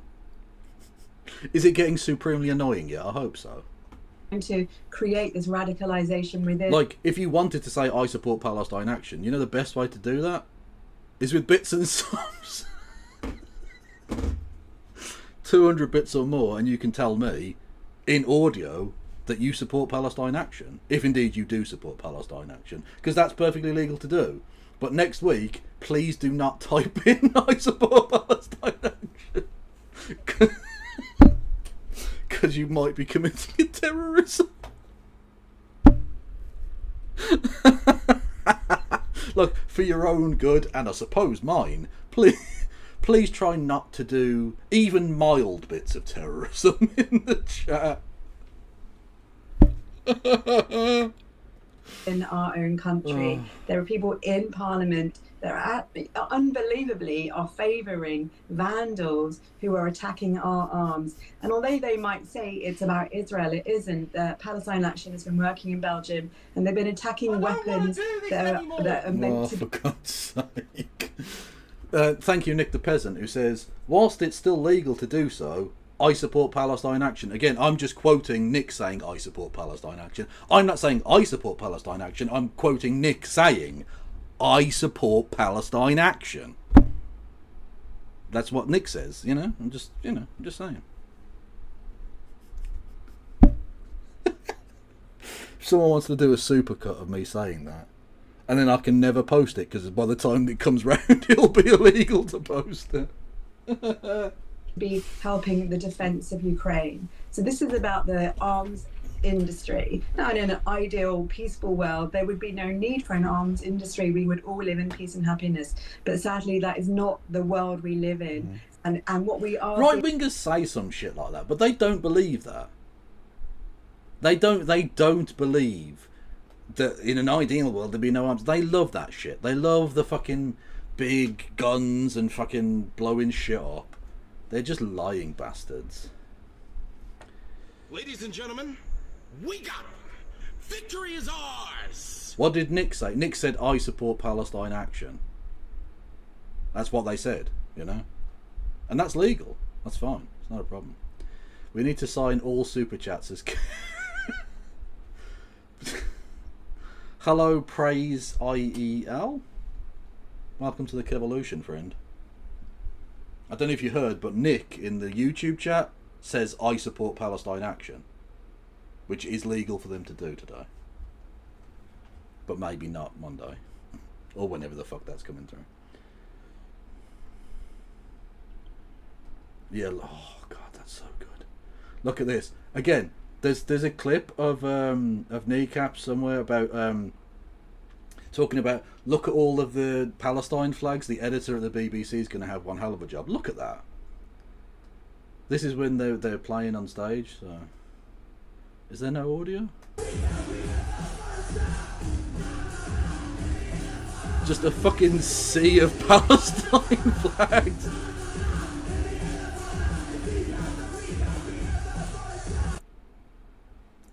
Yeah.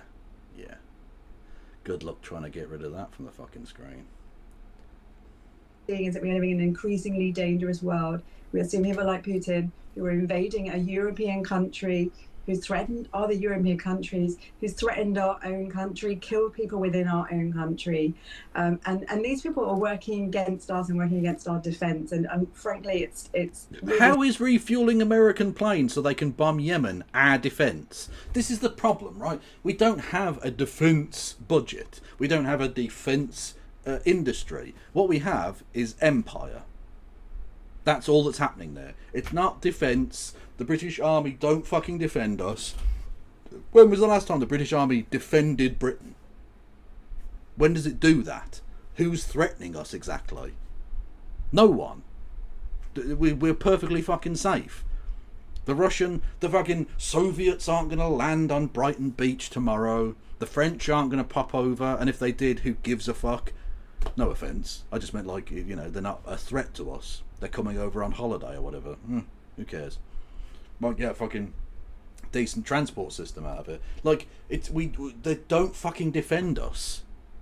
What they do is act as the fucking military, like, little puppets of the United States. We send our young men and women and NBs, I suppose. How many NBs join the fucking military? I don't know. Maybe some do. To go and get their legs blown off in Iraq or fucking Afghanistan on behest of America / Israel. That's what this is. It's not fucking defence. They don't defend us. Yeah, 1945 probably is. Falklands, that's an interesting, again, an edge case. The Falklands War is largely about empire as well, but you could argue, because there are British citizens there, that technically counts as defending some British people, I guess. And it was a fascist regime in Argentina, but like, also fuck Margaret Thatcher and fuck the fact that we own this weird little penguin rock in the middle of fucking nowhere on the other side of the earth. Why do we even have that? It's not ours, obviously. Fucking stupid. But realistically, the last time they protected Britain, the place, is, yeah, the end of the Second World War. They don't fucking defend us. They just don't.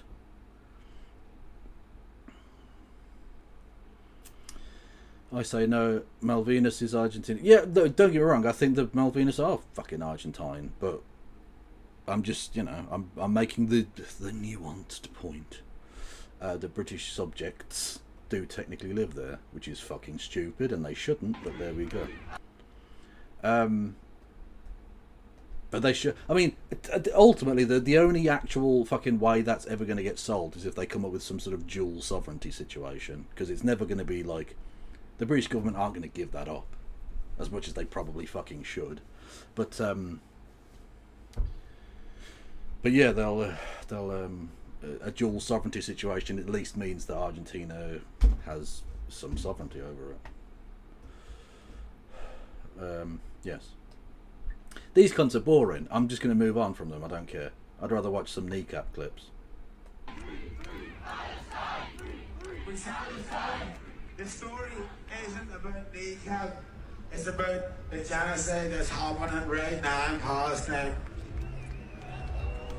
And we're blessed that we have this opportunity to be in the sun in the festival, having the crack. But I know in Palestine, when they see this... Okay, for the person doing the thing, when they say crack there, it's spelled C-A-I-R-A-G. It's not crack as in like a crack in a wall or something. It's crack as in to have a laugh, to have a joke. It's an Irish... Is it technically a slang term, or is it part of the regular vernacular? I don't know. This many people with Palestine flags, it means a lot to them. It's solidarity, and it goes a long way, so we appreciate that. Free Palestine! Free, free! Free, free! Palestine!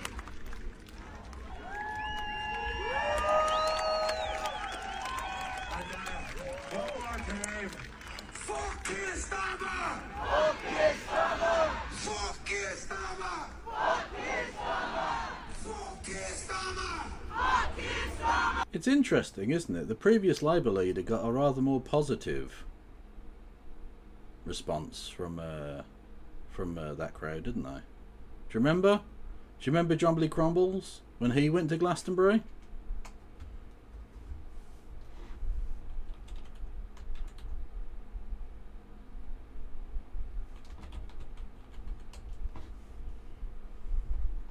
It would help if I typed in Glastonbury, wouldn't it, you fucking absolute baboon. If you can see that far, look on the wall right over there that surrounds this wonderful festival. And there's a message on that wall for President Donald Trump. And you know what it says? Build bridges, not walls.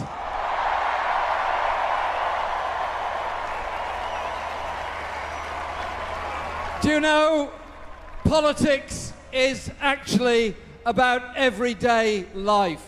It's about all of us, what we dream, what we want, what we achieve, and what we want for everybody else. And what was fascinating about the last 7 weeks of election campaigning around Britain is, do you know what? The commentariat got it wrong. The elites got it wrong. The wonderful campaign that I was involved with, that I was so proud to lead, brought a lot of people back into politics because they believed there was something on offer for them. Mein Führer. But what was even more inspiring was the number of young people who got involved for the very first time. Because they were fed up with being denigrated, fed up with being told they don't matter, fed up with being told they never participate, and utterly fed up with being told that their generation was going to pay more to get less in education, in health, in housing, in pensions, and everything else. That they should accept low wages, they should accept insecurity, and they should see it as just part of life. Well, it didn't quite work out like that, did it? And you know what? That politics that got out of the box is not going back in any box, because we're there demanding and achieving something very different in our society and in our lives. I think we should adopt a maxim in life that everyone we meet is unique. Everyone we meet knows something we don't know, is slightly different to us in some ways. Don't see them as a threat, don't see them as an enemy, see them as a source of knowledge, a source of friendship, and a source of inspiration. And if I may, I'd like to quote one of my favourite poets, Percy Bysshe Shelley. The line I like the best is this one: "Rise like lions after slumber, in unvanquishable number. Shake your chains to earth like dew, which in sleep had fallen on you. Ye are many, they are few." Yeah, what could have been, man? The best Prime Minister we never had. I quote Shelley because he inspired like so many others do. I'm proud to be at Glastonbury because it inspires so many to music festivals all over the country.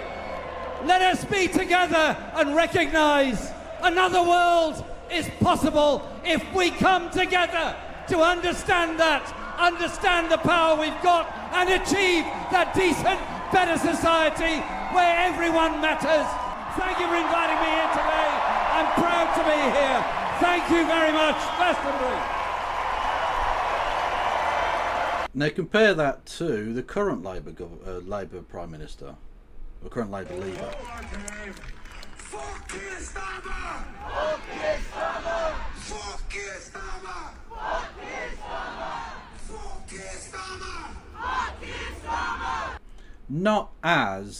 I mean, there's a slightly different vibe in terms of the reaction from the Glastonbury crowd there, you know? Just worth a juxtaposition, I think. It would have been great if it said... Hang on, what? If he'd said Tupac. Yeah, one of my favourite poets, Tupac, and then he just broke it into California Love. Started dropping bars. That'd be amazing.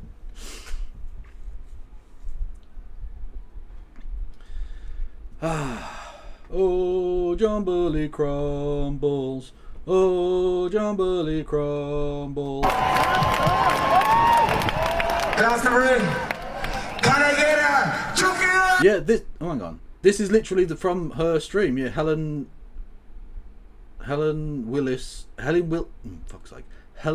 Wilson Wales. Boom. On Insta.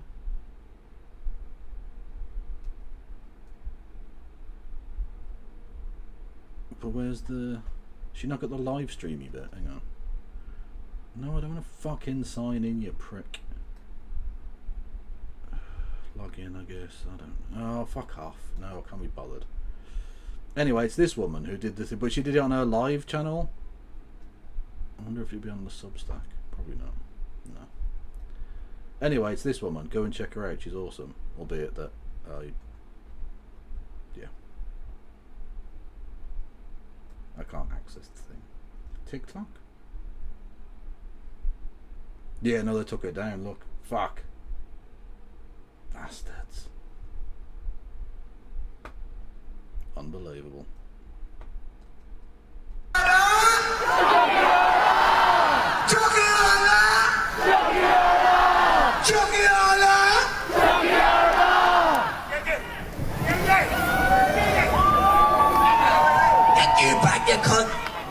Alright, we're running out of time here. So open up as quick as possible in there, quick. I need yous, I fucking love yous, open up. Open up a pit. When the chorus starts, that's when the people start boogieing in the pit. Yeah. Let's go fucking There she is. Loving it.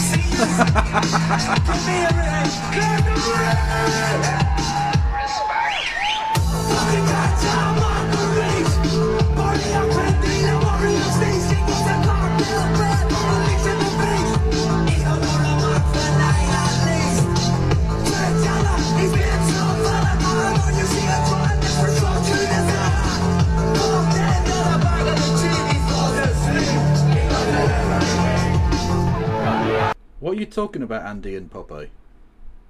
A guy who praised Trump in Glasgow? I have no idea who the fuck you're talking about. Does anyone know? Can anyone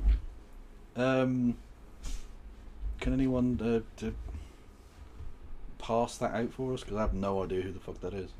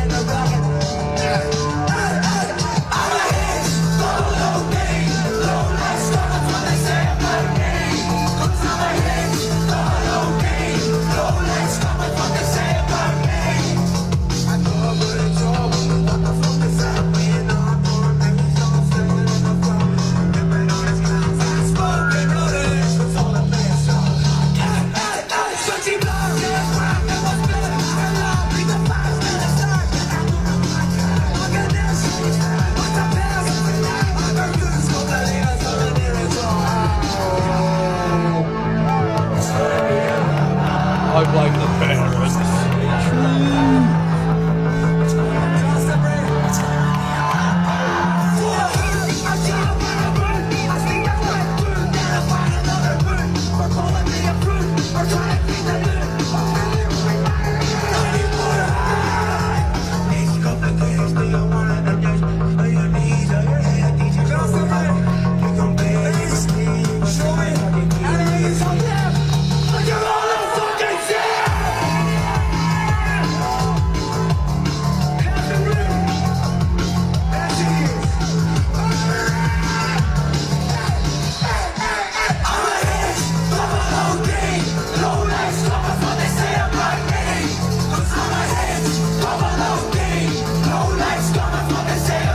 This is Kneecap, yeah.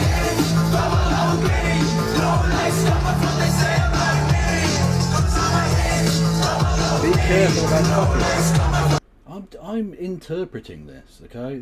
I'm doing a critical analysis or something. Okay? So, chill. It's not like I'm saying I support Palestine action or something, which I could do if I wanted to.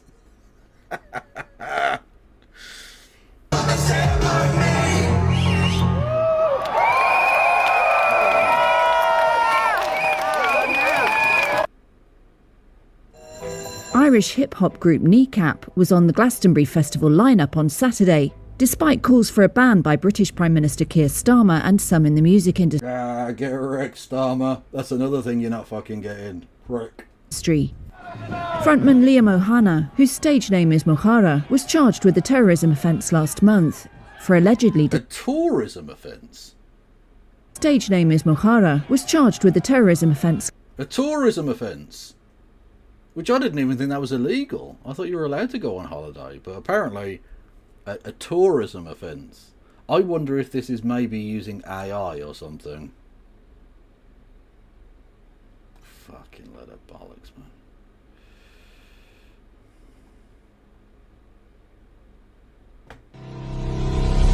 Oh no, I don't. Just give me the fucking Glastonbury 2025. Give me fucking clips or something. I want clips. Full video. political, Kneecap used their... Suck my dick.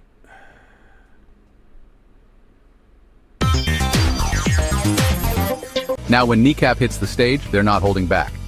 They go straight for UK Prime Minister Keir Starmer, calling him out for planning to ban the activist group Palestinian Action, who by the way recently damaged 2 military aircraft in protest.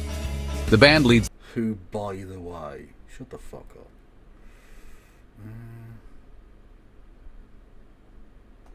BBC iPlayer? What?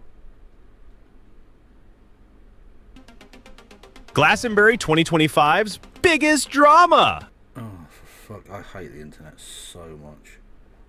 I hate the internet. Have we got any clips just to fucking the songs? I don't give a fuck about A little bit of breaking news to bring you, and that is that counter-terrorism police will investigate rap trio Kneecap. Yesterday, I wrote to Glastonbury Festival, urging them to remove this despicable evil which Kneecap represents.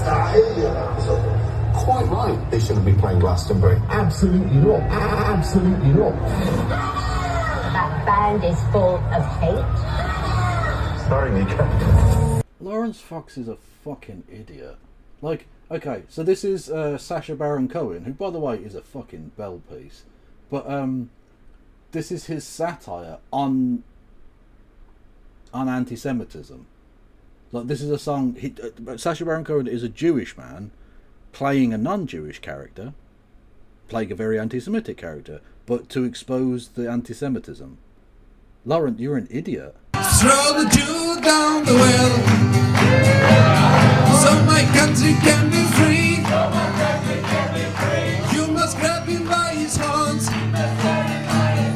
then we have a big party. Throw the Jew down the well, so my country can be free. You must grab him by his horns, then we have a big party. I think it might have been satirical. Call me crazy, Lawrence, but I think that might have been a satirical bit. I live rent-free in this group's head. I was probably high on a lot of drugs, because that's what they give you. I think that they've been avoiding justice for far too long. We're in under resisting arrest. Rap trio Kneecap are now officially to appear at Glastonbury. I couldn't believe how enjoyable it was. They were amazing.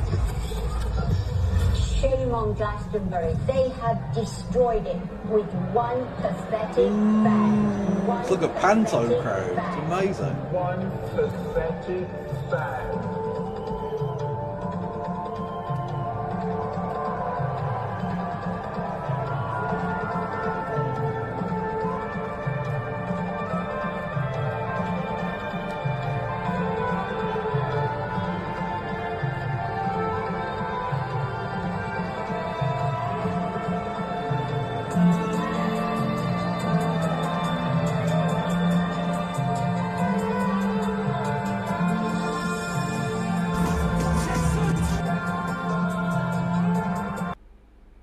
This seems like an extended 8-minute bit. No, 9-minute bit. Okay.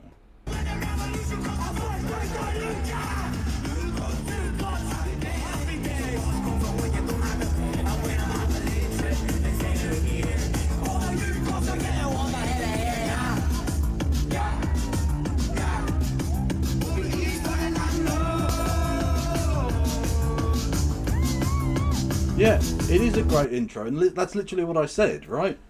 Like, for me, I wouldn't have even done that much of a thing. I'd have just have had, like Mark Francois and Philp and whoever else, right? And the Prime Minister saying, no, I don't agree, I don't think Kneecap should be at the thing, blah, blah, blah, blah, blah. And then just belt into it, because it would be... Because that's all you need. You sound fucking incredible. You sound incredible when you've got the Prime Minister saying, fuck these guys, they shouldn't be playing. Like, if anything's going to get someone, like... on board with your performance, it's literally having a cunt like Keir Starmer go, oh no, they shouldn't be allowed to play. I do believe Israel has that right. You know, all that shit.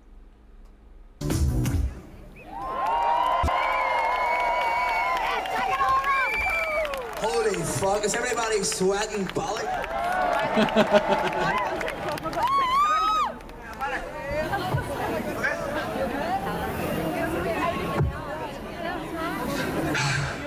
Unfortunately, we're coming towards the end of the set.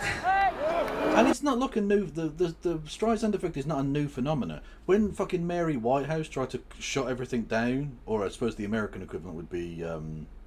what's the name? Phyllis... Oh, what was the fucking name? The crazy Christian bitch. Was it Phyllis something or other? Phyllis Schlafly would be another a person from America, right? In the 60s and 70s, fucking weird Christian pricks tried to close, like, rock and roll clubs down, or tried to stop punk music being played on the radio. And you know what it meant? It meant young people went, fuck yes, let's go and see that band. Like, that's it. That's you create a completely new fan base for this group of people. Or typical, another fine example, yeah.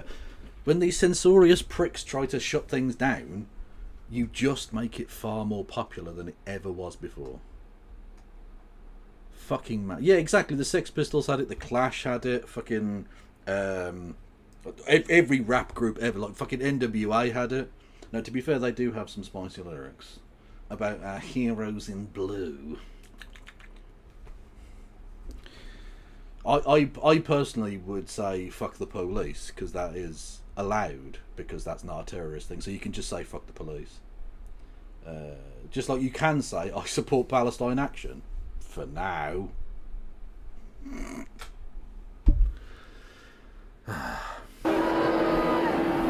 But yeah, the establishment have learned nothing. They're just gonna, like, boost all of these acts into fucking stratospheric popularity, whilst at the same time confirming their own unpopularity in the process. You know.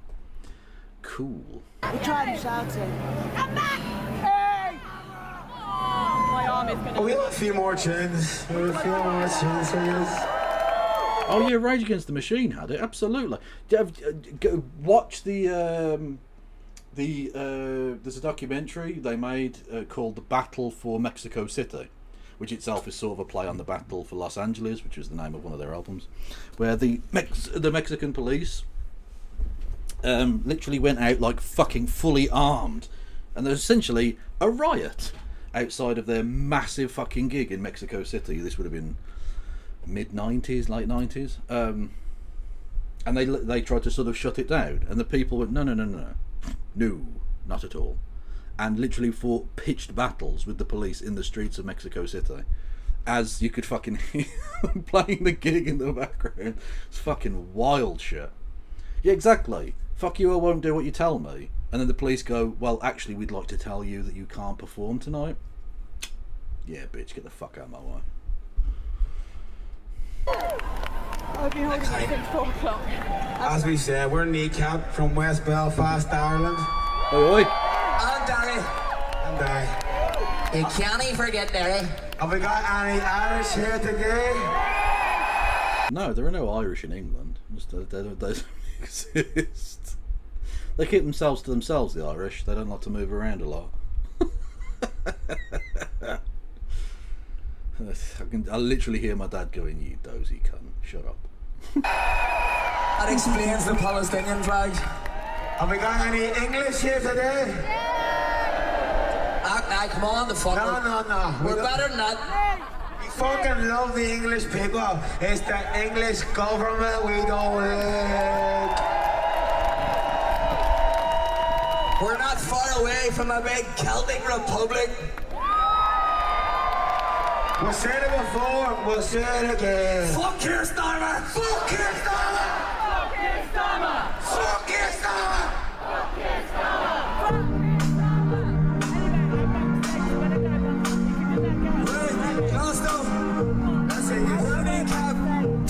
Yeah, Jay Stansfield actually started up front, didn't he? For the well done to the England under-21s, defending their European title. Much love. I won't mention that it was Germany we beat again. It's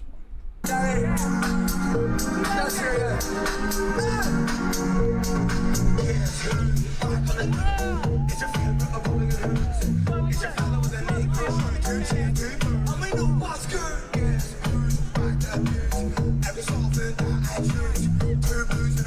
It smells like dry fog.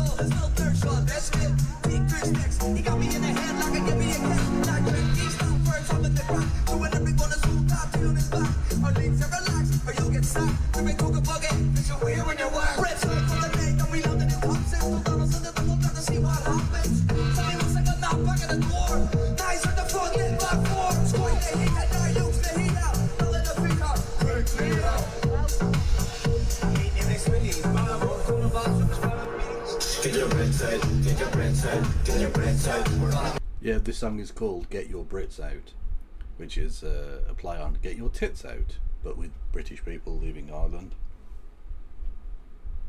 Just saying. Copyright question mark. Well, I mean, this is a live performance and I'm doing commentary as we go along. So I think this classifies under fair use. So yeah.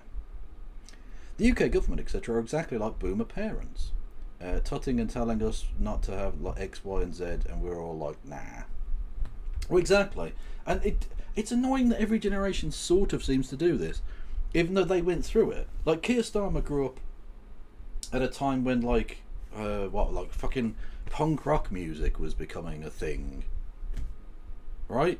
Rap music was becoming a thing, and you know, hip hop and all this sort of, let's say, slightly edgy material was coming out, and people in older generations to him were saying this was dangerous and shit and wrong, and I bet he fucking sang along to NWA or The Clash or fucking whatever, whoever, or whatever his bag was. Well, he's actually, no, he probably wasn't into anything cool, was he? He was probably listening to fucking Simply Red, the cunt. Anyway, but you get the idea. The people of his generation grew up during that time, and so that why they wouldn't understand that basic same concept doesn't make sense. Like, you're doing exactly the thing that you thought was shit and dumb when your parents did it. So why are you doing it? Oh yeah, he said every N-word, guarantee it. Although he's now rolled back. Did you see? He now regrets you essentially quoting Enoch Powell. He's basically gearing up to sack Morgan McSweeney, which is sort of funny, but there we go. Where are we? Boom.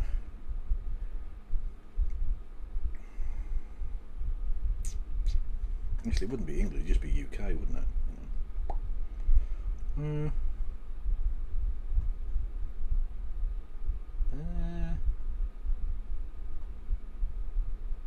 Where is it?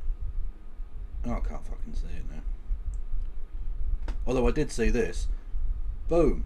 Viktor Orban, piece of shit, homophobic wank face, said that Pride was banned in Hungary, the country of which he is the Prime Minister. And the Bulgarian queer people went, right, the adage is be gay, do crimes. Okay, we've already got the first base covered. We're all, literally, our very existence is gay as fuck. Secondary, if you're gonna fucking if you're gonna make it illegal to do a gay thing, then we're gonna go out and do it. So they were literally being gay and doing crimes at the same time, which is efficiency. Congratulations to the Hungarian gays. Much love. Get your bricks out, get your bricks out, get your bricks out. Get your bricks out, get your bricks out, get your bricks out. We're on a mad one. Get your bricks out, get your bricks out, get your bricks out. We're on a mad one.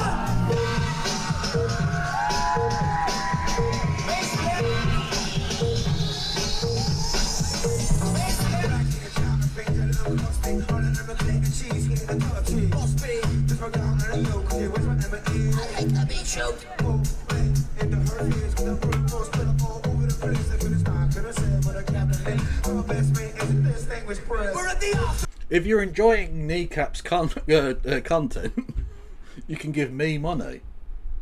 Because I need it more. Because I'm not getting I ain't got Glasto money. Alright?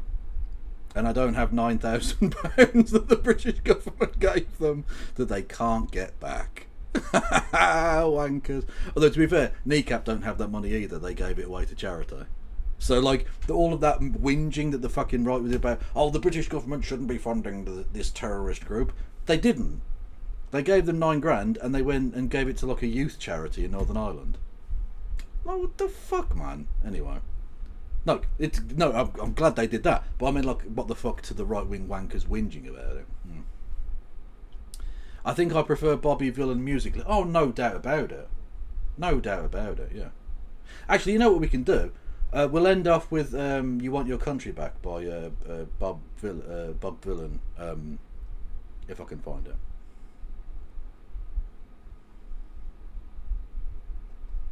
Well, no, it wasn't even like the youth IRA. Hang on 1 second. Just a randomly typed out number. Do I get a kitty bong? You do indeed. Hopefully it doesn't just repeat endlessly though, like last time. It didn't. Oh, it worked as intended. No, it's not even the youth IRA, because it was literally a specifically cross community thing. So the charity that deals with it literally works across both Catholic and Protestant communities in Northern Ireland. So they can't even say, like, oh, it was biased. No, they gave the money away to the youth of Northern Ireland, who do need it, because, like, the British government couldn't give less of a fuck. Now that bombs aren't going off, the British government don't care about Northern Ireland.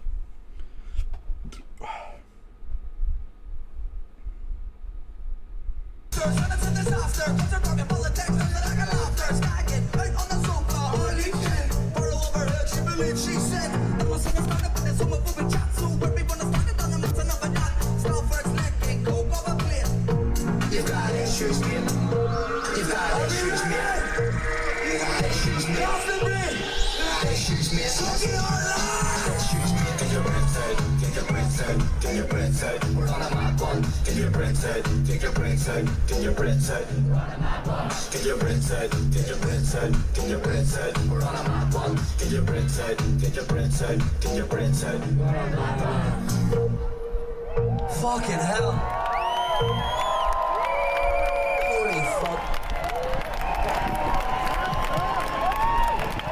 Glastonbury. I think they've taken down Bob Vylan's fucking performance as well. I think they have. Hang on. Yeah, I think they've actually taken it down. I can't access his part of the performance. It seems to have cut off just before, or so just after he got on the left stage. I think the BBC have actually... They're such pussies. Fucking hell. So not only have they're not showing Kneecap, they're not showing Bobby Vylan as well. Why does Israel get this treatment? You can go on stage and say fuck the British government. You can go on stage and say fuck the American government, or fuck the South African government, or the fucking Chinese government. You can still you can do all of that, but you can't say Israel. Can you maybe not do some fucking? Can you not murder all the Palestinians, please? Why do they get treated with this fucking kid gloves bullshit? What a load of fucking bollocks. Well, yeah, I mean, we can't end off with the track I wanted to watch then. But we could watch Lewis Capaldi or Lorde or fucking Alanis Morissette or a band called Fat Dog, which I've never even heard of. Is there anything I actually want to watch here? There's a band called Wet Leg with a song called Your Mom, which is fun. I don't know who the fuck they are, but good for them. Is there anything? Not really. not really at all, no. Oh, that's fuck. The BBC are dog shit, man. The BBC are fucking... Why am I paying for this fucking shit? Honestly, why am I paying for this? I'm not even getting the full fucking service. In what other place are you forced by law to have to buy it, and then you're not even getting the full fucking thing? Because my money's being used, my BBC licence fee is being used for the BBC to purchase the rights to broadcast and then to broadcast this. And they're saying, no, they've got no opinions, so they're not allowed, and you don't get to see it.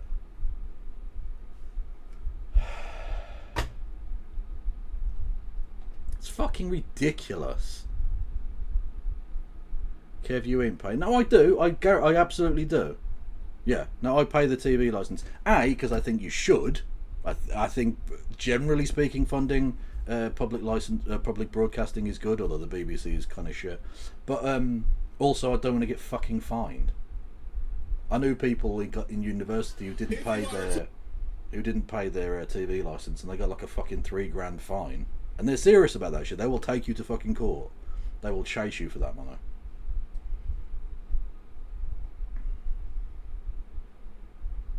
Oh, there's a performance from 2022 of that song. Fuck it, yeah, okay. It's not the performance I wanted to hear, but it's the same song, so we'll do it.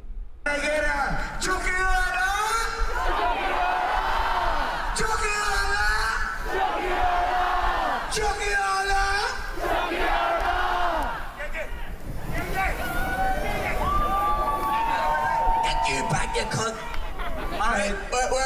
We're running out of time here. So open up a... I think we've already listened to this one, haven't we? It is a good song.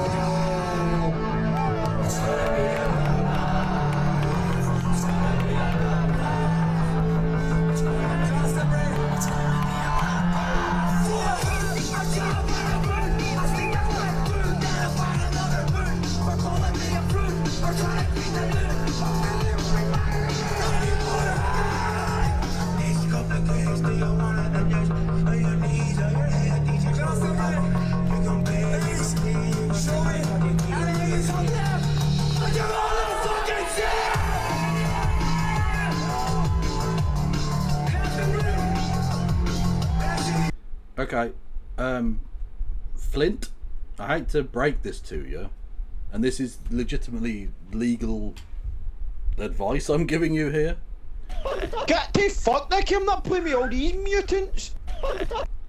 Thank you, James from the internet. I'm about to give legal advice about the BBC licence fee. Flint Reed, you say you don't watch any BBC. Through me, you have just watched BBC content. That might be used against you. I'm just saying the BBC are massive cunts. So, like, be careful with that shit. Hello there, James from the internet and the James from the internet Raiderinos. Much love to you. Welcome in, one and all.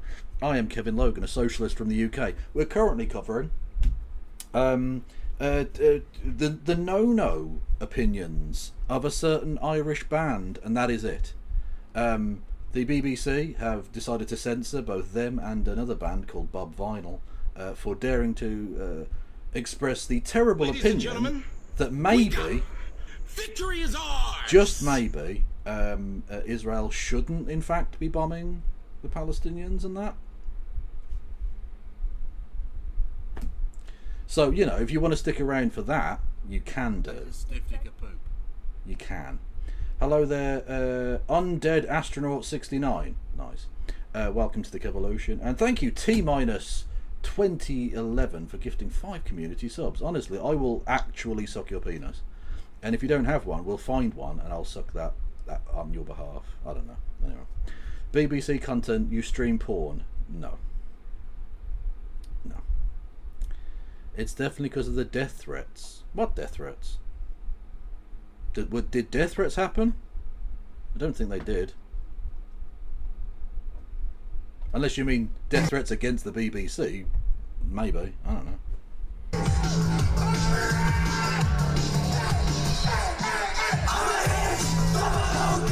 Stop it.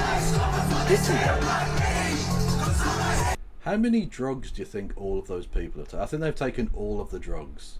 I think just in that frame, just that a number of people, they've taken all of the drugs. Ladies and gentlemen, All wake of up. them. Victory is ours. Every drug and every possible bit of that drug has been taken by those people. Which obviously I don't condemn. No, don't condone. Fuck. I said the opposite thing, didn't I? The bans were like, kill a Tory. Oh, but that was ages ago. And obviously I would never say kill a Tory because that's a terrible thing to say. But I'm just quoting you quoting them from ages ago. But I would never say kill a Tory. That's crazy stuff. I would never say that. Okay? Anyway, yes. Also, like, what the fuck? They've had other people on who've done death threats. They didn't give a fuck. Thank you, T-2011, for resubscribing for 7 months. Much love to you. And thank you to Korechi for following. Don't forget, if you're new here, you can hit the follow button and come back, even if you're not able to stay for now. Yeah.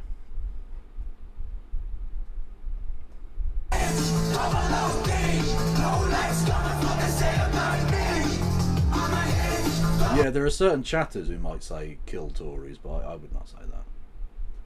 There are other chatters who would also say I support Palestine Action. For those who don't know, for the Americans, Palestine Action is a group that you can legally support now because they're not designated as a terrorist group in the United Kingdom, but they probably will be next week. That process is currently going. But right now, if you wanted to, you could say, I support Palestine Action.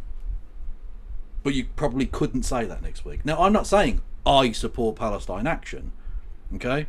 I'm not saying that. You know? Regardless of what I think of their righteous opinions, or indeed anything they may or may not have done in terms of direct action against the military-industrial complex. I'm not saying, though, that I support Palestine Action. I'm just saying you could say that if you wanted to. How many times do you think I've said I support Palestine Action in this fucking stream? It's got to be like 50 or something.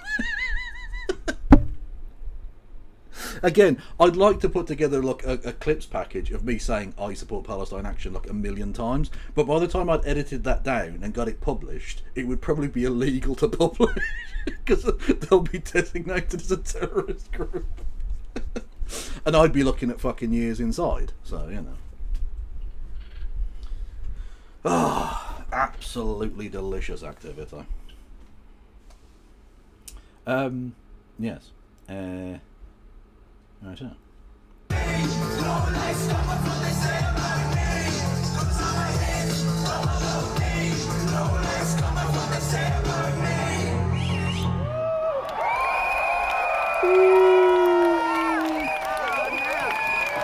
Anyway, the song that I wanted to sort of end off tonight's proceedings with, and you came in, I suppose, at the wrong time, really, everyone. You kind of missed most of the stuff. There's some stuff at the start. Well, actually, what I can play for you, for the Americans who just popped by, this guy's called, this band, they're a two-piece, called Bob Vylan, which is sort of like a take on Bob Dylan, I guess, I don't know. Anyway, they're a punk band from the UK, or it's kind of punk hip-hop band or whatever, and they performed just before Kneecap, and the BBC didn't want to play Kneecap because they might say some spicy words. Forgetting, of course, that Bobby Vinyl were going to say even spicier words. Like, this, I'll just put this out there as well. This was broadcast live on the BBC. This was the British Broadcasting Corporation put this out pre-Watershed live. It's fucking beautiful. Free, free! Free, free! Free, free! Alright, but have you heard this one though? Death, death to the IDF! Death, death to the IDF! Death, death to the IDF! Death, death to the IDF! Death, death to the IDF! Hell yeah, from the river to the sea, Palestine must be, will be, inshallah, it will be free.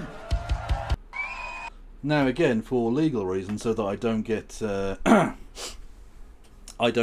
designated as a terrorist myself, those views of Bobby Vinyl or Bob Vinyl, indeed, don't necessarily represent those of either myself, my employees, or the management of Kevin Logan Industries, all of whom are me.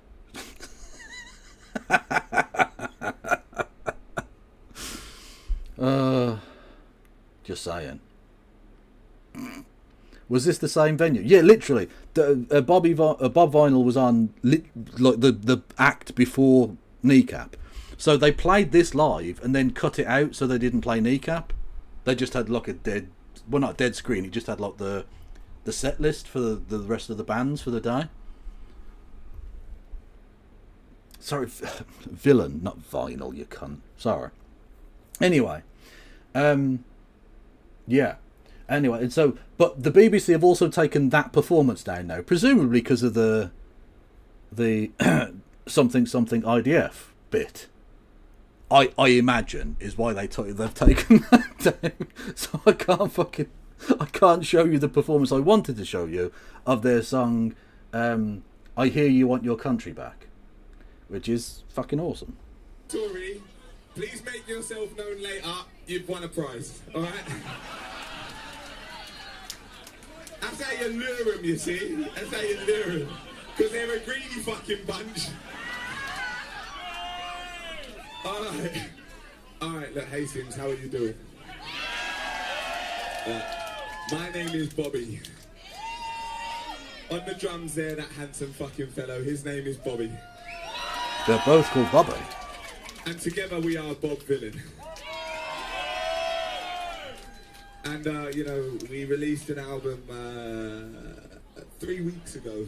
And so album is called they've made quite a leap in the last couple of years from playing a venue that is basically a pub with fucking slot machines on stage.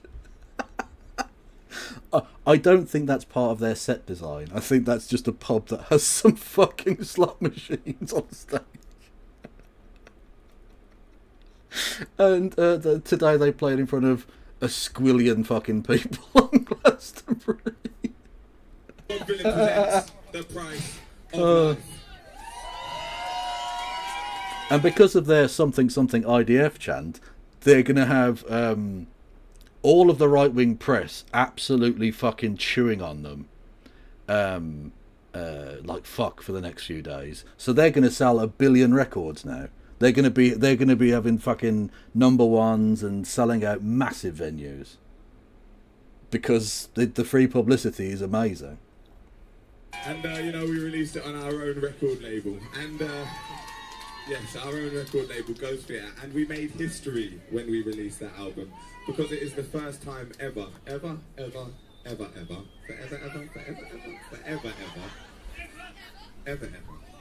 that a band has recorded, produced, mixed, and released an album on their own record label and have it chart in the top 20. That's pretty impressive. Yeah. The first time ever. Bob Vylan is not your average band. Bob Vylan are making fucking history. Yes, we are. But in 2020, we released an album called We Live Here. This one is from that album.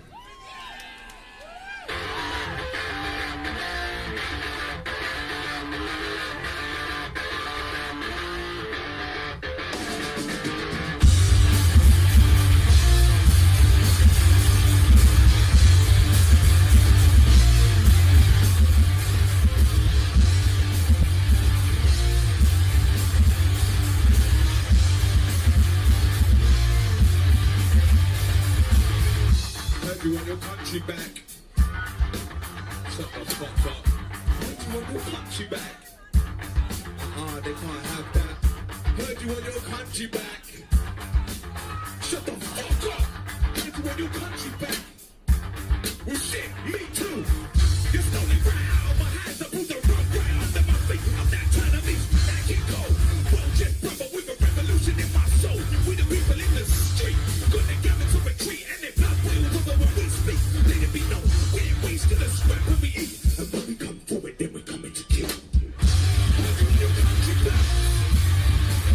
Shut the fuck up. How do you want your country back? You can't have that. How do you want your country back? Shut the fuck up. How do you want your country back? Shit, me too. Heard you want your country back. Shut the fuck up. Heard you want your country back.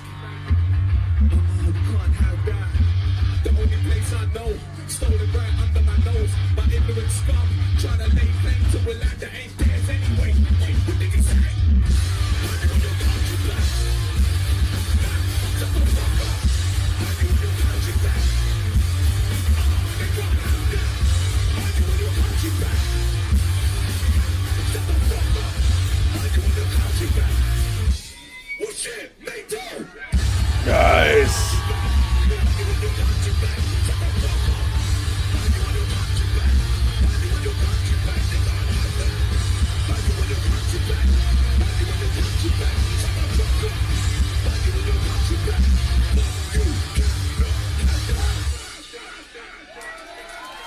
Fuck yes. Fuck yes, lad. Go on. Absolutely epic. Fuck yes. Oh, let's go. I'm invigorated. Just in time for try and get some fucking sleep. Not a chance that's happening anytime fucking soon. Yeah. Well, thank you everyone for listening and watching to whatever the fuck this was. One of the least well put together bits of shite I've ever done on this stream, and that's saying something. But I just wanted to watch some stuff, you know. I just wanted to watch. I wanted to watch some good music, some good politics, some good chat, and take the piss out of some right wing fuckers. Yeah. Who's going on the YouTubes? Oh, right. No, Justice is going. Okay, well that's a nice easy one then. He's a Man is also an excellent track. Oh, okay, I'll have to check that out. Well, you could say that, Flint. I couldn't say that. But I could say I support Palestine action, and you could say that too, until next week, if you wanted to. But maybe you don't want to. I don't know. That's up to you. Everyone go and say hello to No Justice, who's fucking dope, and is going over much of the same stuff I did, I guess, but probably way fucking better, because obviously. I'll be back tomorrow, probably with No Justice, to probably look at the whatever the fuck nonsense they're going to make of this shit tomorrow on Laura Koonsberg show. Thank you everyone thank you to James from the internet, and thank you to all of the new people, and blah blah blah blah blah.